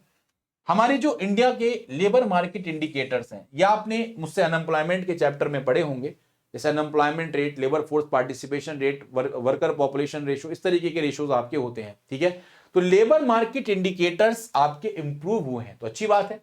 कैसे इंप्रूव हुए हैं, तो अनएम्प्लॉयमेंट रेट जो प्रोजेक्ट था वो डेक्लाइन हुआ है, यानी कि बेरोजगारी दर कमी हुई है, कितनी, 6% थी दोस्तों आपकी 2017-18 में, और अब आपकी 3.2% आपको देखने को मिल रही है, it is a good sign. तो भाई एम्प्लॉयमेंट रेट हमारे देश में कम हुआ, तो अच्छी बात है ना, एम्प्लॉयमेंट रेट तो कम होना चाहिए, और अनएम्प्लॉयमेंट रेट कम और एम्प्लॉयमेंट रेट ज्यादा, बात समझ में नहीं समझ में आई, समझ रहे हैं ना। इसके अलावा दूसरा इंपॉर्टेंट पॉइंट याद रखेंगे, नियरली 26% ऑफ इट्स पॉपुलेशन हमारे देश की एज ग्रुप 10 से 24 साल की है। दोस्तों एक टर्म होती है जिसको बोलते हैं डेमोग्राफिक डिविडेंड, ये क्या होती है? जनसांख्यिकीय लाभांश क्या होता है? इसका मतलब होता है कि अगर किसी देश में जो वर्किंग एज पॉपुलेशन है, जो कार्यशील आपकी जनसंख्या है, जैसे जो लोग 15 से लेकर 65 साल की एज के, 64 साल की एज के हैं, अगर उनके नंबर ज्यादा हैं एज पर दी डिपेंडेंट, डिपेंडेंट कौन होते हैं? बच्चे और बुजुर्ग, ठीक है। तो अगर बच्चे और बुजुर्ग हमारे देश में कम हैं, समझें, और जो हमारे देश में कौन है दोस्तों, याद रखिए, हमारे देश में जो वर्किंग एज पॉपुलेशन अगर वो ज्यादा है तो इसको बोलते हैं डेमोग्राफिक डिविडेंड, क्योंकि वो वर्किंग एज पॉपुलेशन का नंबर ज्यादा है तो हम उन लोगों से अपने देश के इकोनॉमिक डेवलपमेंट में ज्यादा काम करवा सकते हैं। समझ में आई बात? तो इसीलिए यहां पर बोला गया कि हमारे पास 26% ऑफ पॉपुलेशन हमारे देश की, दोस्तों याद रखिएगा, एज ग्रुप 10 से 24 साल के बीच में आपको देखने को मिलेगी, और हमारे पास एक यूनिक डेमोग्राफिक अपॉर्चुनिटी आपको देखने को मिलेगी, यह बात ध्यान रखें। और हम यंगेस्ट नेशन है दोस्तों ग्लोबली, वैश्विक स्तर पर हम एक यंगेस्ट नेशन में आते हैं। हम भारत एक युवा देश है, one of the youngest nation है, हमारे पास बहुत कैलिबर है, तो इसका भी हमें ध्यान रखना है, इस बात को ध्यान रखिए। और कहीं ना कहीं हमारे देश में हमें जरूरी है कि हम महिला उद्यमी को बढ़ावा दें, महिला उद्यमिता को बढ़ावा दें, महिला उद्यमी भारत में आए। तो इसके लिए गवर्नमेंट ने कई सारे इनिशिएटिव्स लिए, जैसे महिलाओं को आसानी से लोन मिलना, उनको मार्केटिंग की सपोर्ट करना, उनके स्किल डेवलपमेंट पर काम करना, वुमेन स्टार्टअप्स को हेल्प करना। ये सारे काम दोस्तों हमारे किसके माध्यम से किए जा रहे हैं? याद रखें, गवर्नमेंट कर रही है वुमेन एंटरप्रेन्योरशिप को बढ़ावा देने के लिए। नेक्स्ट है दोस्तों, हमारे देश में अगर हम बात करेंगे तो growth of the digital economy and renewable energy sector, यानी कि जो डिजिटल इकोनॉमी है मेरे देश में, डिजिटल अर्थव्यवस्था है, और जो नवीकरणीय ऊर्जा क्षेत्र है, ठीक है, इसके विकास से रोजगार के सृजन के अवसर दोस्तों बढ़ रहे हैं। ग्रोथ हमारे देश में डिजिटल इकोनॉमी की बढ़ रही है, रिन्यूएबल एनर्जी सेक्टर्स की बढ़ रही है, और इससे कहीं ना कहीं हमारे देश में एम्प्लॉयमेंट जनरेशन अपॉर्चुनिटीज बढ़ रही है। अगर डिजिटल इकोनॉमी बढ़ेगी, डिजिटली चीजें चाहिए, लोगों को स्किल्स चाहिए, एम्प्लॉयमेंट क्रिएट होंगे, और इससे हम कहीं ना कहीं vision of a developed India को प्राप्त कर सकते हैं, ऐसा इकोनॉमिक सर्वे बोल रहा है। इसके बाद दोस्तों यहां पर बोला जा रहा है कि जो गवर्नमेंट है वो स्टैब्लिश कर रही है एक रेजिलेंट, लचीला, एक रेस्पॉन्सिव, जो रेस्पॉन्स कर सके, और एक ऐसा एफिशिएंट इकोसिस्टम जिसमें दोस्तों हम इमर्जिंग ग्लोबल ट्रेंड्स को यहां पर क्या कर सके, अडॉप्ट कर सके, धारण कर सके। जो भी इमर्जिंग ग्लोबल ट्रेंड्स हैं, जैसे आज की डेट में ऑटोमेशन आ रही हैं, जनरेटिव आर्टिफिशियल इंटेलिजेंस आ रहे हैं, हम डिजिटलीकरण पर बढ़ावा कर रहे हैं, क्लाइमेट चेंज के परिवर्तन हो रहे हैं, अगर मैं इनको अच्छे तरीके से, अगर मैं इसको बहुत अच्छे तरीके से दोस्तों क्या करूं, याद रखें, इन सभी को बहुत अच्छे तरीके से रखने की कोशिश करूं, मतलब अगर मेरी गवर्नमेंट एक resilient, responsive, efficient ecosystem create करे जिससे हम इमर्जिंग ग्लोबल ट्रेंड्स जो आ रहे हैं उसको अडॉप्ट करें, तो क्या मेरे देश में कहीं ना कहीं एम्प्लॉयमेंट का फायदा होगा? नहीं होगा? 100% एम्प्लॉयमेंट का फायदा आपको देखने को मिलेगा। और इसके साथ साथ हमारी जो सरकारें हैं दोस्तों, उन्होंने सेवरल स्टेप्स लिए हैं कि जिससे एम्प्लॉयमेंट बढ़े, सेल्फ एम्प्लॉयमेंट बढ़े, लेबर वेलफेयर मिले, इसको लेकर यहां पे इस चैप्टर में काम किए गए हैं।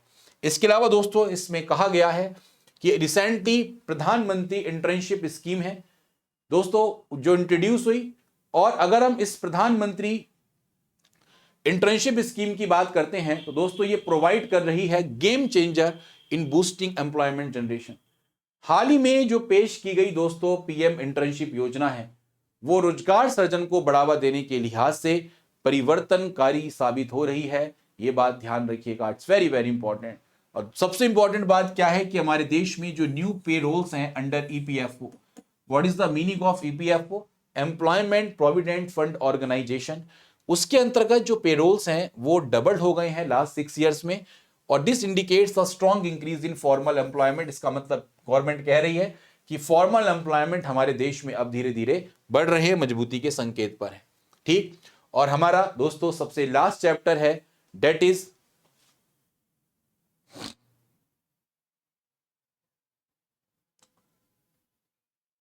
अभी तो नहीं लेंगे भाई, बाद में बताएंगे। Thank you so much. ठीक है, ग्रेटनेस आपका क्या नाम है?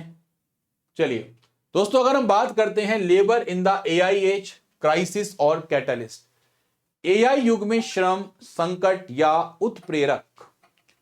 दोस्तों अगर मैं आपसे बात करूं आर्टिफिशियल युग में लेबर श्रम की अगर हम बात करें कि ये संकट है या एक कैटलिस्ट के रूप में कार्य कर रहा है। तो इसमें कुछ इकोनॉमिक सर्वे में कुछ बातें की गई हैं, जरा उसको समझते हैं ध्यानपूर्वक क्या कहा जा रहा है। और क्या पता दोस्तों ये स्टेटमेंट वाइज क्वेश्चन आपके पेपर में रखा हुआ आपको मिल जाए, क्या पता, कुछ नहीं कह सकते, इकोनॉमिक सर्वे से यहां से भी क्वेश्चन बन सकते हैं। सबसे पहले दोस्तों ये कहा गया है कि जो आर्टिफिशियल इंटेलिजेंस के डेवलपर्स हैं, डेवलपर्स ऑफ आर्टिफिशियल इंटेलिजेंस, उन्होंने प्रॉमिस किया है, किस चीज का प्रॉमिस किया है, कि एक नए युग में प्रवेश करने का उन्होंने भरोसा दिलवाया है। ठीक है, और इन्होंने बोला है जहां पर मोस्ट ऑफ द इकोनॉमिकल जो वैल्यूएबल टास्क हैं वो अब आपके ऑटोमेटेड हो जाएंगे, स्वचालित हो जाएंगे। बहुत सारे आर्थिक रूप से जो टास्क हैं उसको हम क्या कर देंगे, ऑटोमेटेड कर देंगे। ठीक, इसका मतलब क्या हुआ कि जो आर्टिफिशियल इंटेलिजेंस है इससे ये उम्मीद की जा सकती है कि ये ह्यूमन परफॉर्मेंस को सरपास कर सकता है। आज मैं आपको पढ़ा रहा हूं, कल की डेट में आपको एआई पढ़ा रहा हूं, समझ में आ रही है।